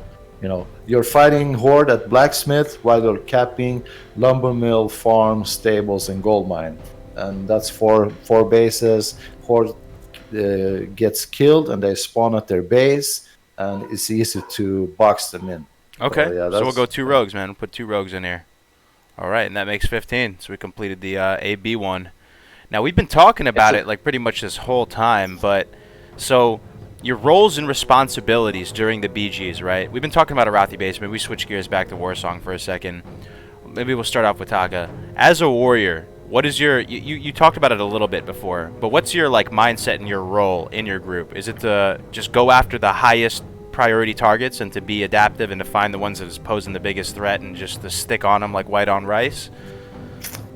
Yeah, I feel like my job is to be able to detect who's the biggest threat, right? My job is to get my charge off before they can do something and get me in combat. I need to have defensive trinkets to be able to survive. I need to make sure that I don't die. Because, it's simple as, I'm the shield, and if I disappear, suddenly their warriors or whatever will be on my healers, and, the defense starts to break down. I have to make sure that I have to be vocal as well. I have to tell people what I'm doing, and I have to have this really nice synergy with the other warriors, because if the warriors aren't connecting, that's really just, like Sorana said, it's not enough with just the warrior DPS. Even if you have the Mortal Strike, it's really hard to take someone down when you have 2, 3, or 4 healers on them, and yeah. So I mean, you have to realize that there's CC on your other DPS behind you. Most likely, you're not going to get CC'd because you're supposed to get dispelled, and you're using freedom action potions. And what I really want to make sure that your healers in the back got you macroed, and they're not waiting for you to get CC'd. They're just spamming the dispel macro all the time. If they're not healing, they are supposed to spam that dispel macro, right? So if you get CC'd, the same second that happens, you're dropping a dispel on you, and you're just free. And is your priority offensive pressure and putting out those mortal strikes every cooldown, or is it peeling, or a combination of both? I mean, just like I try to read the game, right? And sometimes I mean, I have to use my intercept defensively to make sure that I can peel, and it's really about breaking down and creating chaos and confusion in the other team, right? Because if they're organized, then everyone can have a plan. But like Mike Tyson said, everyone has a plan until he gets fucking smacked in the head. And that's that's the same in this game. You try to create chaos. You try to break down the strongest person you can put your finger on. And as a warrior, it's really important to have communication with your team and make sure that So you're the front liner, you're the shot caller, you're the vanguard, you protect, you're the bulwark of your team. You got to hold it down, you got to lead from the front. So that's you have to. I like that kind of responsibility, so it's no problem for me. And if you're having like 3 warriors, you don't need 3 warriors to take on that same role, but you should definitely try it at some point. And Tyler Halstead asked a good question. He asked, what's the ideal target caller / assist in Warsong Gulch? Warrior, hunter? Yeah, definitely a warrior. And hunters, of course, they can do that, but the problem with having a hunter as a target caller is that the hunter can just fucking switch target, like that, and start DPSing. And the warrior is like, hey dude, I'm on the other side, and getting CC'd by this warlock and blah blah. But if you have the warrior who has the least amount of mobility calling the targets, it's much easier for everyone else. I would imagine because that's the front line too. Wherever the warrior's at, that's where the heat, that's where the hottest fire is burning, right? Yes. So the hunter's over there like switch targets, and he's like popping off on this guy over here on the right, and like the whole action is to the left. I see what you mean. It's kind of a disconnect there. That can backfire really quickly. So if you charge in to do the first move, you are basically overextending, right? No. I don't mean that you do this, but I just want to say for the viewers that maybe not know the pre-made versus pre-made setup on Warsong, the mid fight basically at the beginning at the game is everyone is just grouped up, and then you kind of how should I say you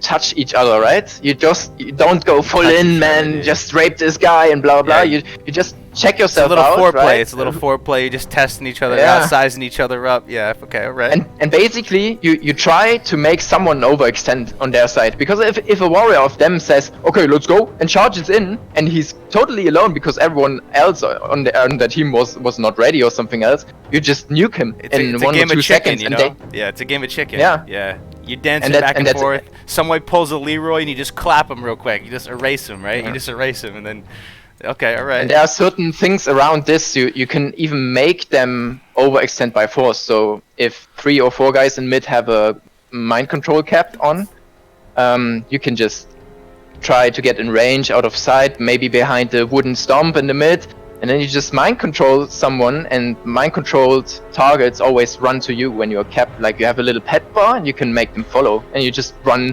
way back to your tunnel entrance and let them follow, and then they just fucked. You can nuke them.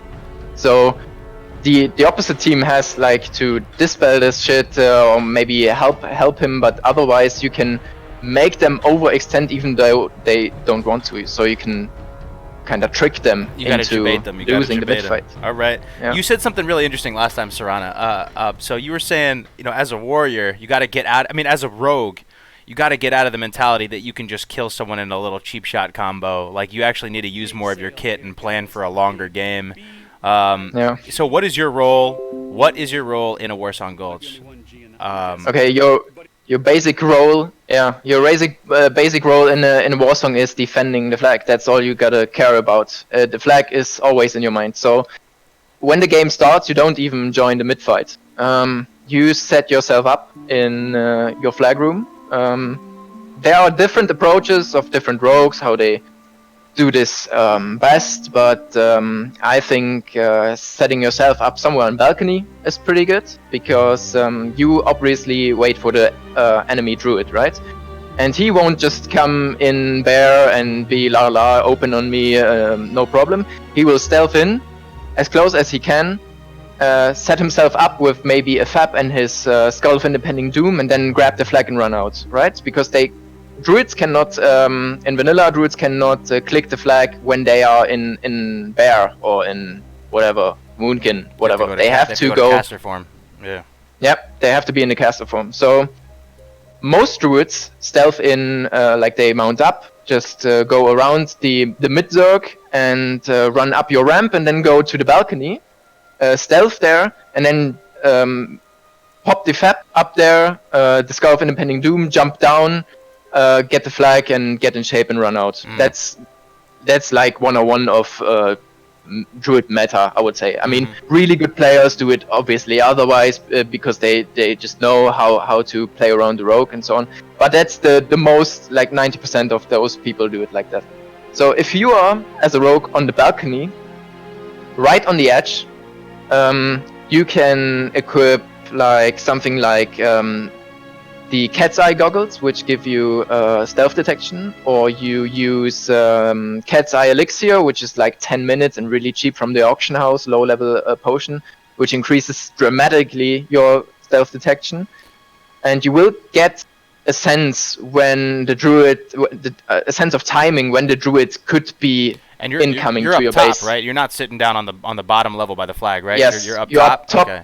on top on the balcony, not on the roof, but on the balcony. Right, on the balcony. And then you position yourself that your back is right to the edge before dropping down into flag room, and you're facing basically the entrance to the balcony from outside. And that's how you will spot or see the druid, even though that he is in stealth, before he spots you. Even if you're on the same stealth level, if you don't have improved stealth or some shit, you will see him earlier. In that case, is your job is your job to try and kill him, or just to CC chain him as long as possible, just annoy him, keep him off the flag for as long as possible? Yeah. So your job is to kill him inside the flag room if you are able to do it. Like if the druid is worse equipped or worse than you in his gameplay, you can kill him in the flag room, because no one of your team will come back from mid in your flag room to kill it. No, you can't expect that. So they will fight all time mid, and you will have to care about the druid. If you're not able to kill the druid because you blew all your cooldowns on the last attempt, killed him there, maybe he will be back in like 30 seconds, right? Because he's respawning obviously, and you have like 5 or 10 minute cooldowns on items, on your vanish, on blind, whatever. If you're not able to kill him, make him use as much cities as he has, right? If he has to pop a free action potion in your flag room, he can't use it in the midfield when the Zerg is collapsing on him from your team. So make him as weak and vulnerable as you can when he's in your flag room, if you cannot kill him.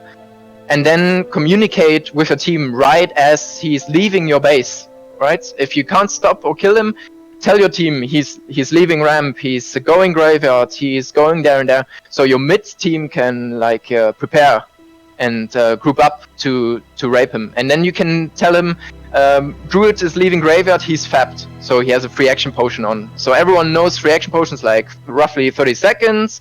When he's out on us, he has like 14 seconds left. Maybe a priest needs to dispel it. Be prepared. So communicate with the team if you cannot kill him, and let them know where the druid is going. It's really crucial that your team always knows where your flag is going. It seems really epic in the fact that you have, it's kind of, there's a lot on your shoulders. You can't expect your team to help you. You're sitting there in the flag room, you know, it's mano y mano, it's 1v1. You got to hold it down, right? That sounds really, really cool. So you have to play in for a druid versus rogue 1v1 a lot of the times as a rogue, huh? You have to just expect that and be really well versed in that matchup. And okay. And you have some kind of advantage indoors because he cannot use the travel form, so he will most likely be in bear.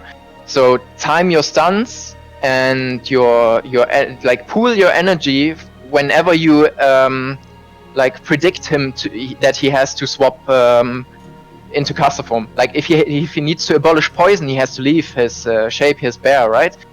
Try to time it with your kidney shot. Build 5 combo points, something like that. And if he leaves the bear, kidney shot him, and then you can kill him because he's so squishy in there. So try to play around him, but you will get a sense of that. I think if you play, the more you play, you will get experience with that.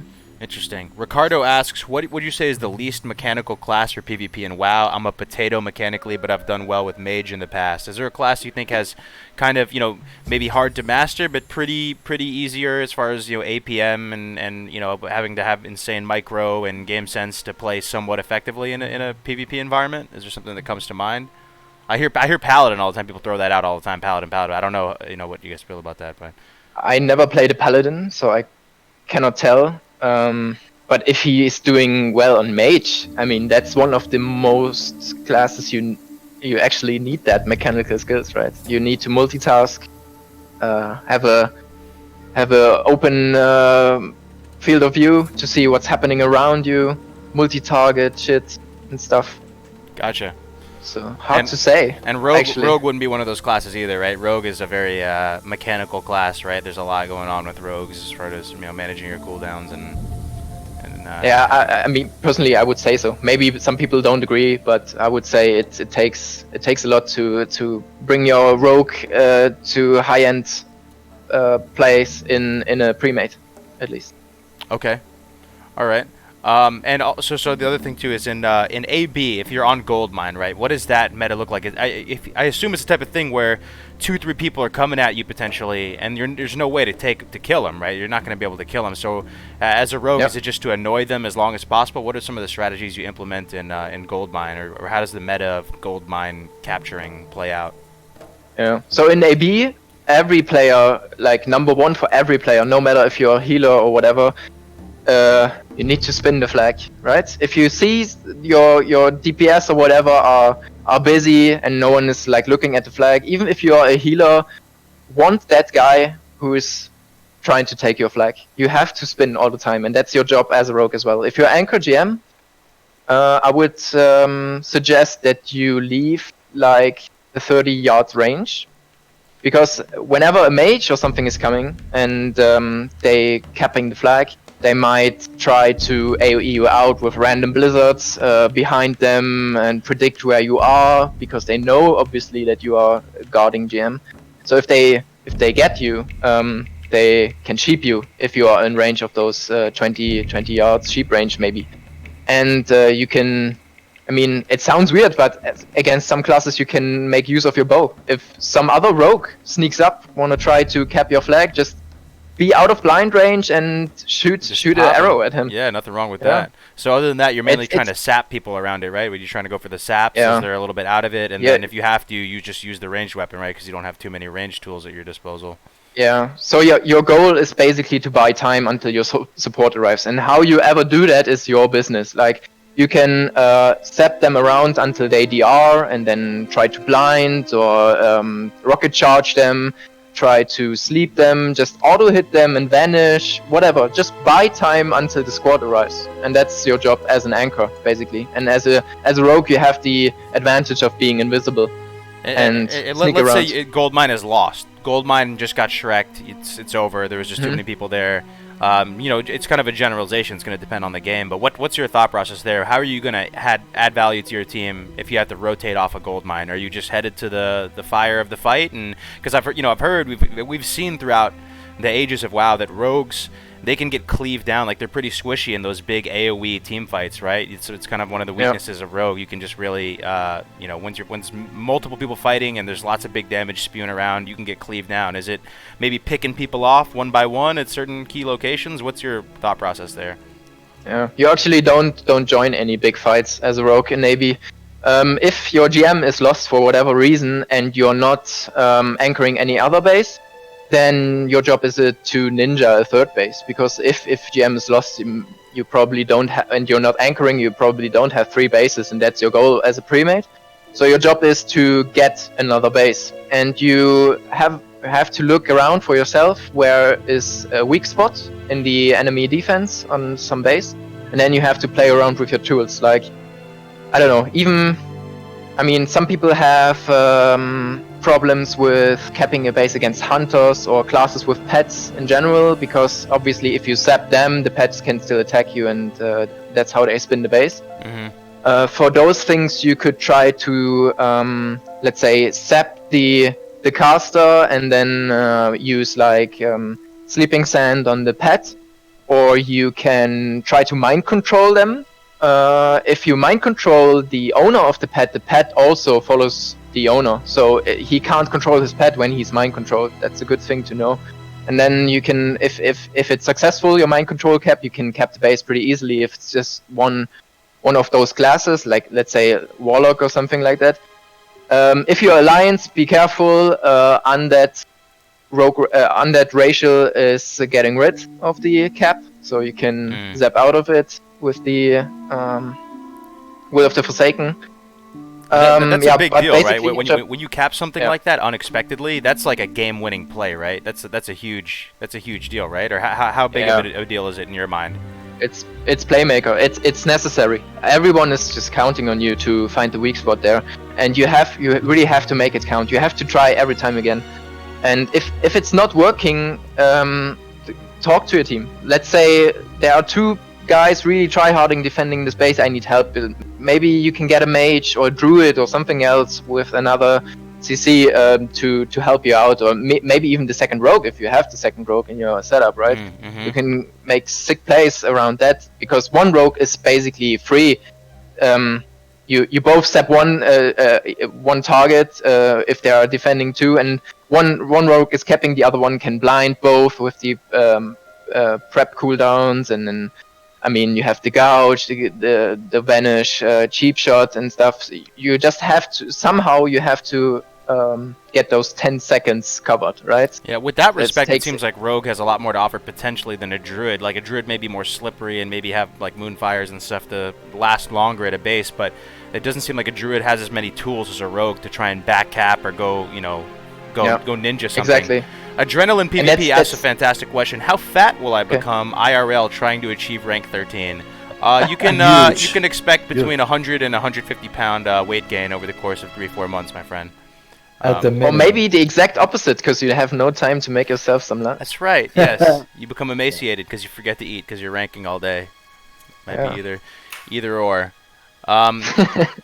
So Jet GC also asked a good question. It may seem very, simple, but maybe we can have like a little 1-minute answer to it. He's asking, what is a team's first few steps when entering into an AB, right? So the gates open. Is there a certain meta of where Horde go, where Alliance go? That's kind of, what's the basic opener for AB as far as Premades? Or does it really vary? Just every game is wildly different?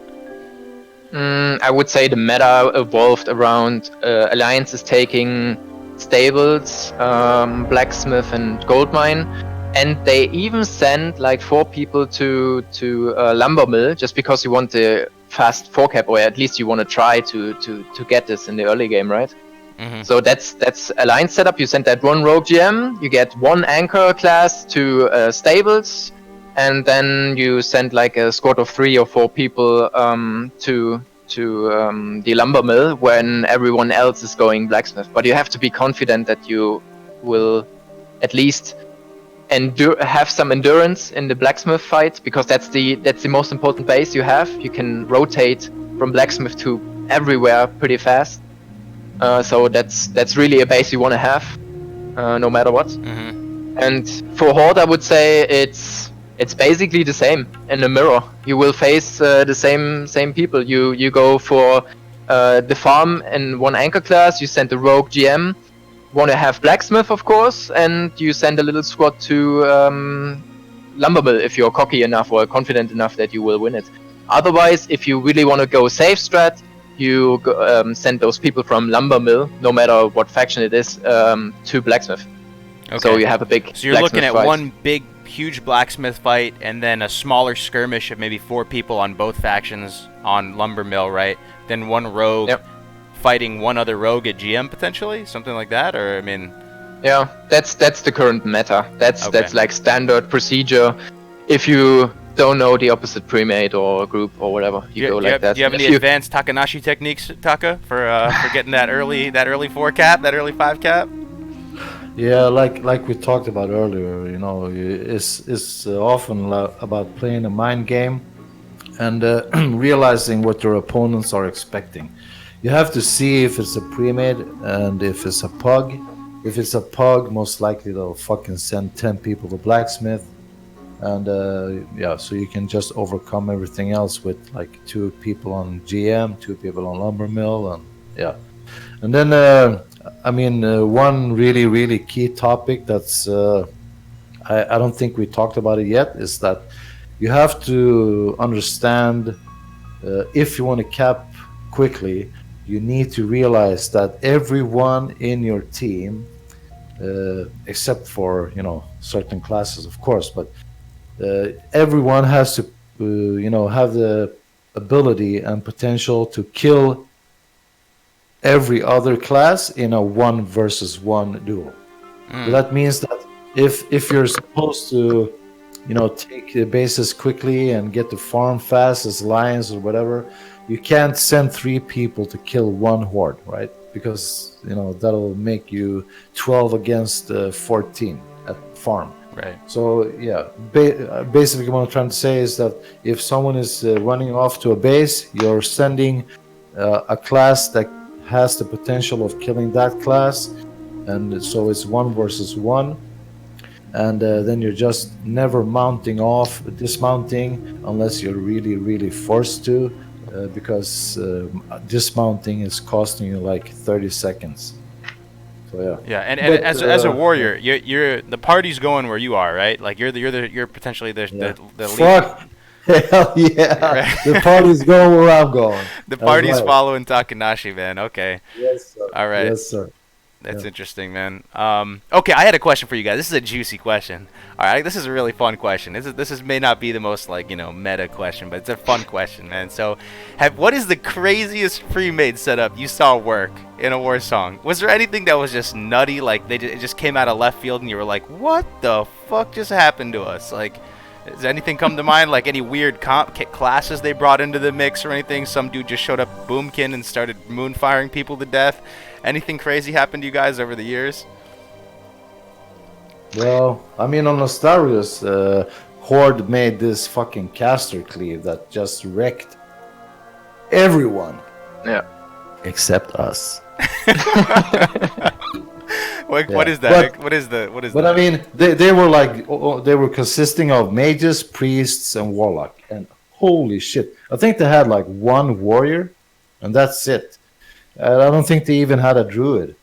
They just went inside, and you can just imagine having like 3 mages just going Blizzard and Frost Nova, and just keeping you like slowed and crowd controlled, and having 2 or 3. I think they had 2 warlocks and 1 shadow priest as DPS, and they were just free casting. And holy shit!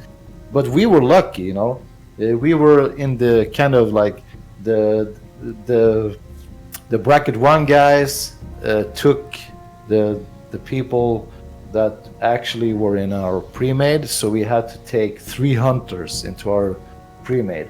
And when those 3 hunters in tier 2 and whatever gear they had, and I think all of them had the crossbow from Chromagus, they were just like Having a Guys, good old time, dude. it's only cloud. Is it Christmas? Is it Christmas? It's funny, man. They were fucking sniping But all so over if the you had a battleground. bad comp or something, though, right? If you showed up with the wrong squad, you might have Yeah. gotten rolled, maybe, huh? That's Yeah, insane. so I mean, what happened was that the bracket 1 guys came into. I mean, you didn't use Discord then. That was not on the open market yet. We used TeamSpeak, and they came in and they started to ask me how we beat them, and so I had to explain them who was kind of the leader of the Premade. So then they eventually took them down, but yeah, they had some serious problems because of the weird fucking setup, and it was just destroying things. Do you have anything that comes to mind, Serana? Anything weird? Yeah, I mean, that's a perfect example that your perfect in-mind setup for Warzone can be beaten, right? By some weird comp like Castercleave. Yeah.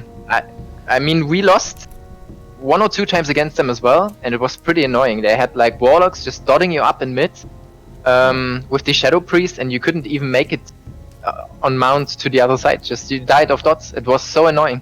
And they did it all the time, and they had so many priests to heal them off and stuff. It was insane. They DPS from the warlocks and stuff. So That sounds really fun. And I think that the problem with this was that they took advantage of the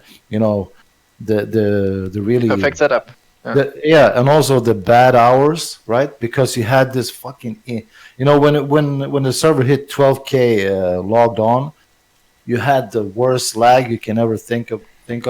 And as a warlock or a shadow priest, I mean, are you joking? They just they just threw dots everywhere.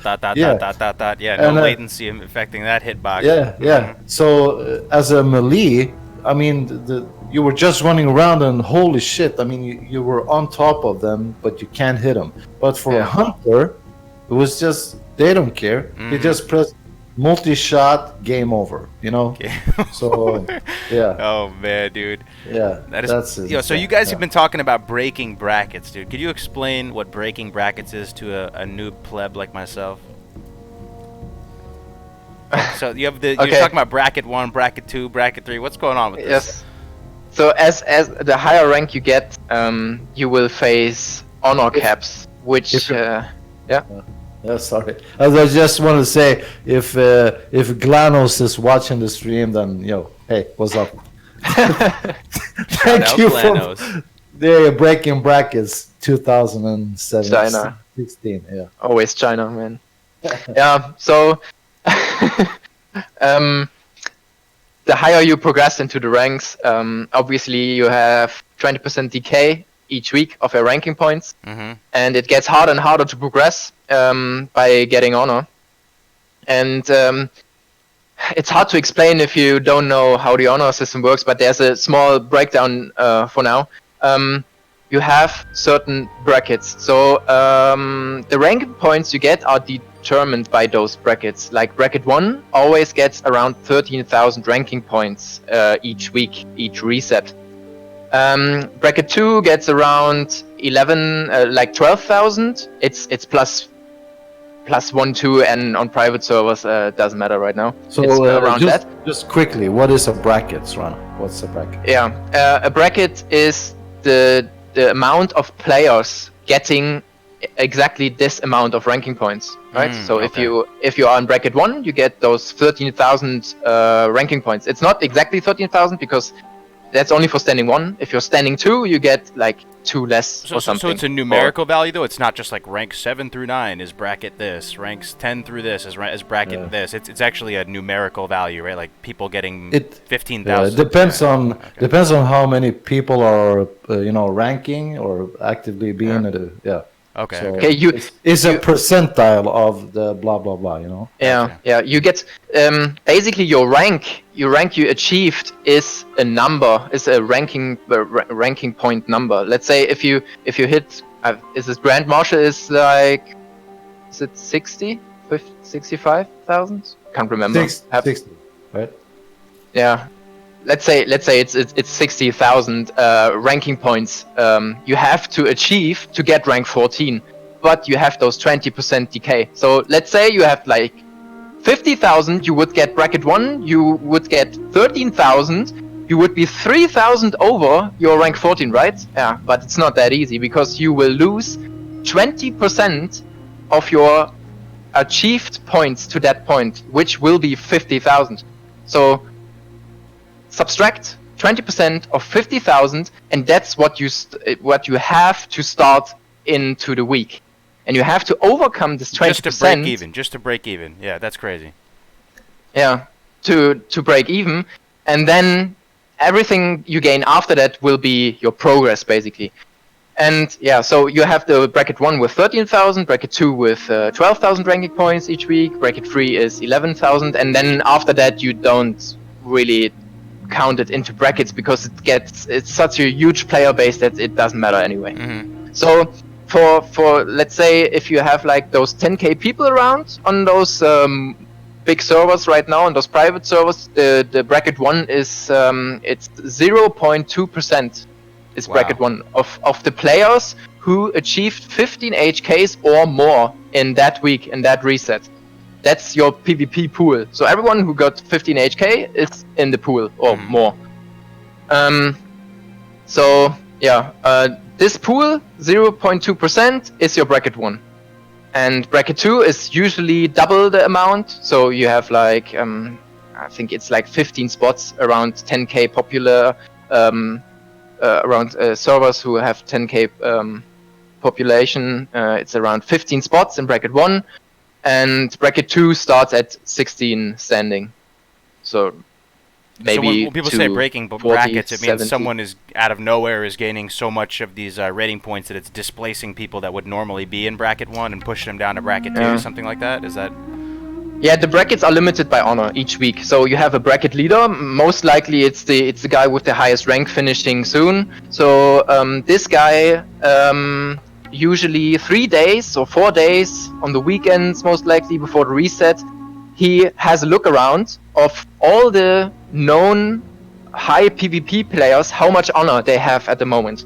And then he says, okay, to be standing 1, we cap the honor at, let's say, 700,000 this week. So whoever gets 700,000 gets standing 1. Right? Okay. So you have like those premates, and those premates have those places already forgiven. They have a list where they say, okay, you get standing 1 this week and next week and maybe the next week to make the most progress in your rank, so you are finished in 1 less week, let's say, like that. And now they say like you have those people like 15 spots, so the people who are closest to achieve their goal, like rank 13, rank 14, will get those 15 spots, most likely, and everything else will be bracket 2, bracket 3, somewhere like that. And you want to ensure that those people you mentioned or you set up as a bracket leader will get those spots, because they need the ranking points, and they maybe even need exactly the amount they will get. So it's crucially important that they will get exactly that standing. And when you set up 700,000 for that week, and someone who is account sharing, botting, whatever, has no life at all, or you set the bracket, the cap too low, will go over this 700k. Everyone down below will get less. Oh, right? I see. Okay. And it even becomes worse higher the gap is. So if the first standing gets 700k, if the first standing is 700k, and the one guy below has 699,999, he gets 2 RP less. So that's a little margin, and that's you call that stacked honor, right? He has 1 honor less than the standing 1 and is standing 2 with that, and gets little less like the standing 1. So you want to stack really close on those bracket caps to get the most RP out of it, right? From the system. You basically exploit the system to get the most points out of it. And let's say you have a gap from like 2k honor between standing 1 and standing 2, then standing 1 obviously gets the 13,000, but standing 2 won't get 12,999. He will get 12,700 or something. So he wastes like 200 points or something, RP points he really needs maybe. And that maybe Might be the takes him difference, yeah. into another week. So it's really crucial to get your people on those spots and make sure that no one is breaking the brackets. Because if everyone, like if you're thinking logically, if everyone agrees on those standings, everyone will be faster on their rank. If no one's breaking, because everyone gets the most out of the system. You play against the game, basically. When you stack it tight and everything like that, when someone messes it up and goes way above and beyond, it hurts people. So I assume that's how you could get yourself pretty much a bad reputation on a server if you were going to do that. If someone breaks the bracket, it's good for him, obviously, but everyone else gets fucked. Yeah. And that's how people hate you. All right, so we got 5 minutes left, guys. I'm going to open it up for questions. Thanks for sticking with us, man. This has been a really good one, man. I've learned so much, even myself, from you guys. You guys are freaking awesome. But if you guys have any questions to ask these dudes, we're here, man. We got 5 minutes. Just drop a question in the chat, and we'll happily answer it. In the meantime, while we wait for the questions, we can end with PvP theory crafting, guys. You think there's still stuff that we can? Is there a lot to learn still? Is there stuff that is there like class combinations that are still out there, like, or pre-made compositions that could still shatter the meta and stuff, or do we have this thing pretty figured out? I think it's pretty figured out. There are some tricks and tips here and there. I think some players know and use, but overall, I think it's not that big of a deal. Okay. So the meta is pretty set, and the best people know most of the game. Does Serana stream often? Love his personality, and he seems super informed about PvP. Hell yeah, dude. Yeah, that's his Twitches right there, and he got rank 14 on Nost, man. And also follow Taka, man. These guys are legends, man. They're doing this on Nost, the OG Nost. What is the role of a conflag warlock in BGs? So you're talking about Destra Warlock, right? Well, I don't know how much they're casting Conflag. Correct me if I'm wrong, but it seems like Serrano was saying that you spec in a way where you're just ripping shadow bolts, probably with Nightfall, and just ripping them at people, and that's probably going to be your main source of damage. I think Chat mentioned it's SM Ruin spec. I really don't know. I never played a Warlock, so I don't know how they spec, but it's basically you sit in the back line and deal 6 DPS as a Warlock. Yeah, sick DPS. But yeah, you're probably not gonna see the YouTube videos with warlocks, running around killing 200 people against a premade. Yeah, probably not gonna happen. No. Probably not gonna happen. Yeah. But yeah. What do you think, Taka? Do you think there's any room to innovate here with the PvP meta, or you think we have it pretty figured out? Well, I mean, I hope so. People thought that there was fucking 14-year-old game, or 12-year-old game or 11-year-old game when it hit Nost. People said that there's theory crafting behind everything. You know what to do. How can this become even higher, tier and la la la? But at the end of the day, we saw some crazy shit going on Nost. Everything evolved on every private server we've seen so far. The spawns of Nostarius took it to a higher level, and I mean, I don't think that the guys theory crafting all day long really revealed everything they know, because they're probably running private servers of their own. Like Serrano said earlier when we were talking privately, they made their own private servers and had their own kind of pre-maze running against each other, and that's probably what they're doing as well, to test things out. And I don't know, I hope that we haven't seen the ceiling. I really can't wait to see what people can figure out and all the crazy shit that will happen once Classic hits us, because I mean, this is such a big game, and I really love to see people just take it to a new level. Definitely. All right, so we're gonna take just like 2 more questions here. We'll give a quick little answer. So assuming this guy's wondering what the threat priority is for Horde classes, your alliance, is it generally you're going for the healers first? And if so, is there any specific damage dealers or utility classes that pose a big threat to disrupt your whole game plan? Who are you looking for generally? Obviously, it's a very broad generalization. Is there certain classes that you want to kill and want to take out of the equation first? Or is it correct to assume that healers are generally the priority first and foremost, you think? Yeah, I mean, most likely, there's gonna be some strong priests on the like horde side, and there's gonna be some really good paladins, hopefully, on the alliance side, and they got some cooldowns that are really, really important. And I would just try to, make the warriors overextend. If a warrior is charging you, don't try to fucking kite him and kill him or whatever.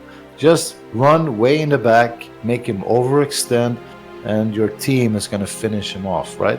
Okay. That's number one.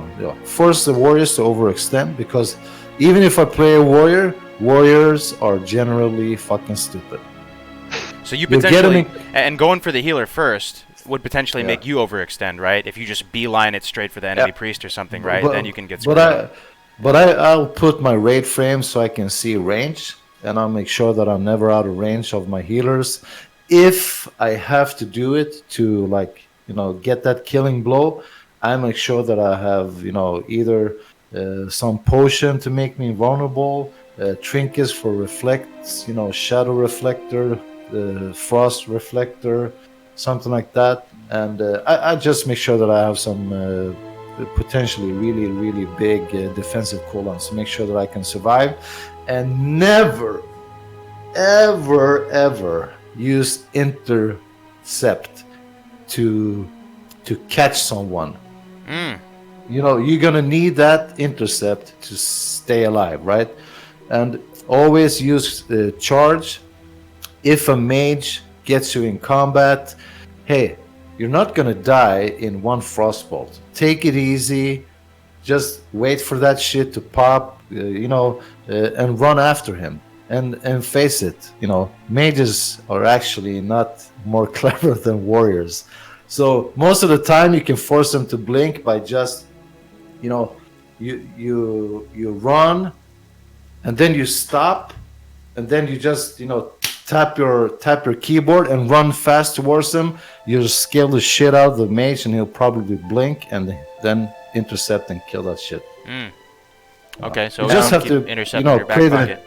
Yeah. Yeah, play the mind game. Don't use intercept because once you use it, you're like a mage. Once you use blink, you're finished, right? Absolutely. So in general, if I get another minute, sorry. Yeah, go for it. Yeah, absolutely. In general, so I played my mage to rank 13 in hordes, and I was mostly flag running, but sometimes I was mid fight. And as horde, I noticed you have a really high and sick potential of one-shotting people. You can just delete them with your elemental shamans and maybe like elemental spec mages, and then the warlock as well. You have a sick chance to just delete someone instantly. They right, if he goes from 100 to 0, there's no time to heal him. So as a horde premade, I would actually consider to one-shotting something that has no oh shit button, like no ice block, no bubble, no vanish, something like that. And warrior comes into mind. So a warrior cannot switch that fast. Hey! I think we're finished now. Well, we're getting hosted right now. GK Enough with Mukla, the dude. questions. GK Mukla with the host for up to 60 viewers. Hey boys, hey man, thanks for the host, buddy. Oh shit! Yeah, we're just wrapping up Nice. here, man. But I appreciate that. God man. damn. We're just wrapping up. We got But- 70 people on Twitch though. Maybe we should keep it going just for the host, man. Thank you so much, GK Mukla, man. Let's take some I more saw questions.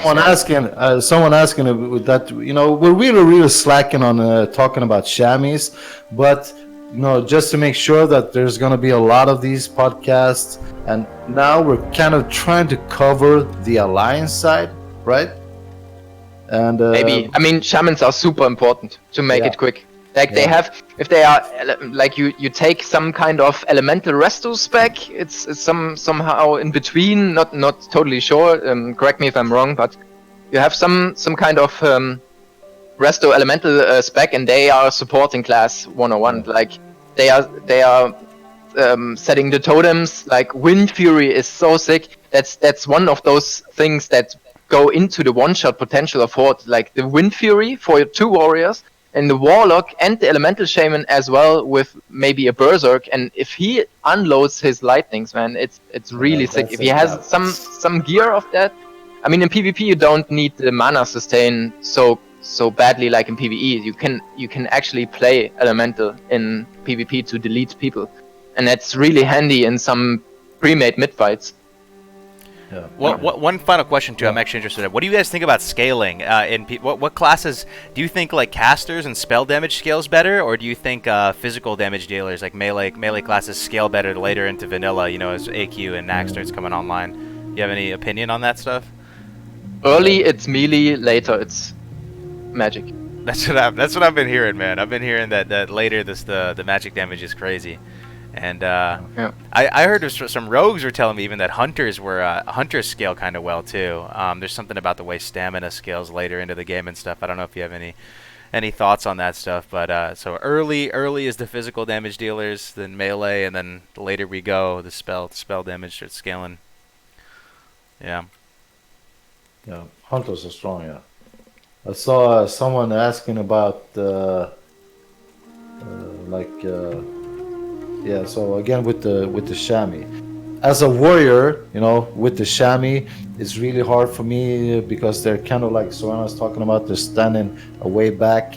So as a warrior, I'm kind of depending on one of my casters to make sure that the chamois is taken out of the equation, because they have actually, I mean, they have a shield most of the time, and they have mail armor. So it could potentially take some time for me to break a chamois down, unless we're two warriors and we can connect. But most chamois have lots of those shit buttons, and you have the totems. And once you get on the chamois, most likely you'll be in the middle of other casters, and it's really, really hard for your healers to keep you alive. So I want to try to stay away from them, and maybe have a hunter or rogue try to, and warlock kind of, fair them or coil them, or yeah. So shamans are a threat, man. They can freaking delete people. Shamans are a threat. Yeah. Banana Joint asks. Purge. Oh, sorry. Yeah, Purge Purge is so too. strong. Yeah, Purge is super strong. Banana Joint's asking. So he was asking, if would a rogue ever join the mid fight and burst the enemy backline? Do you see a situation, maybe if it's in the 11th hour of a war song, it's about to end and the flag's already out of the room, maybe you do join the fight? Or is it seems like from the impression I'm getting from you that rogues really try to do their own thing and they try and add value by themselves in kind of creative ways throughout the map. Do you have a thought on that? Yeah. You are basically the scout, like the eyes of your team, right? You gain info and try to prepare the fight for your group. So the only way I could think of joining the mid fight is really if a pre-made or a puck you playing against is rolling over and not even trying to get the flag. You will notice that some groups try to farm honor in midfield when they are not able to get the flag out. You will see that on most puck groups, because that's the only way they gain honor in a battleground. They go as 10 in mid fight, and because your druid and your rogue is not in the mid fight, you are 2 less people, and you actually can lose the mid fight if you want it like that. So that's how they get kills and some honor out of the battleground while losing it, basically. And that's the only way I could think of myself going into mid, because I would have absolutely no job back there if they are not even trying. I'm sorry, man.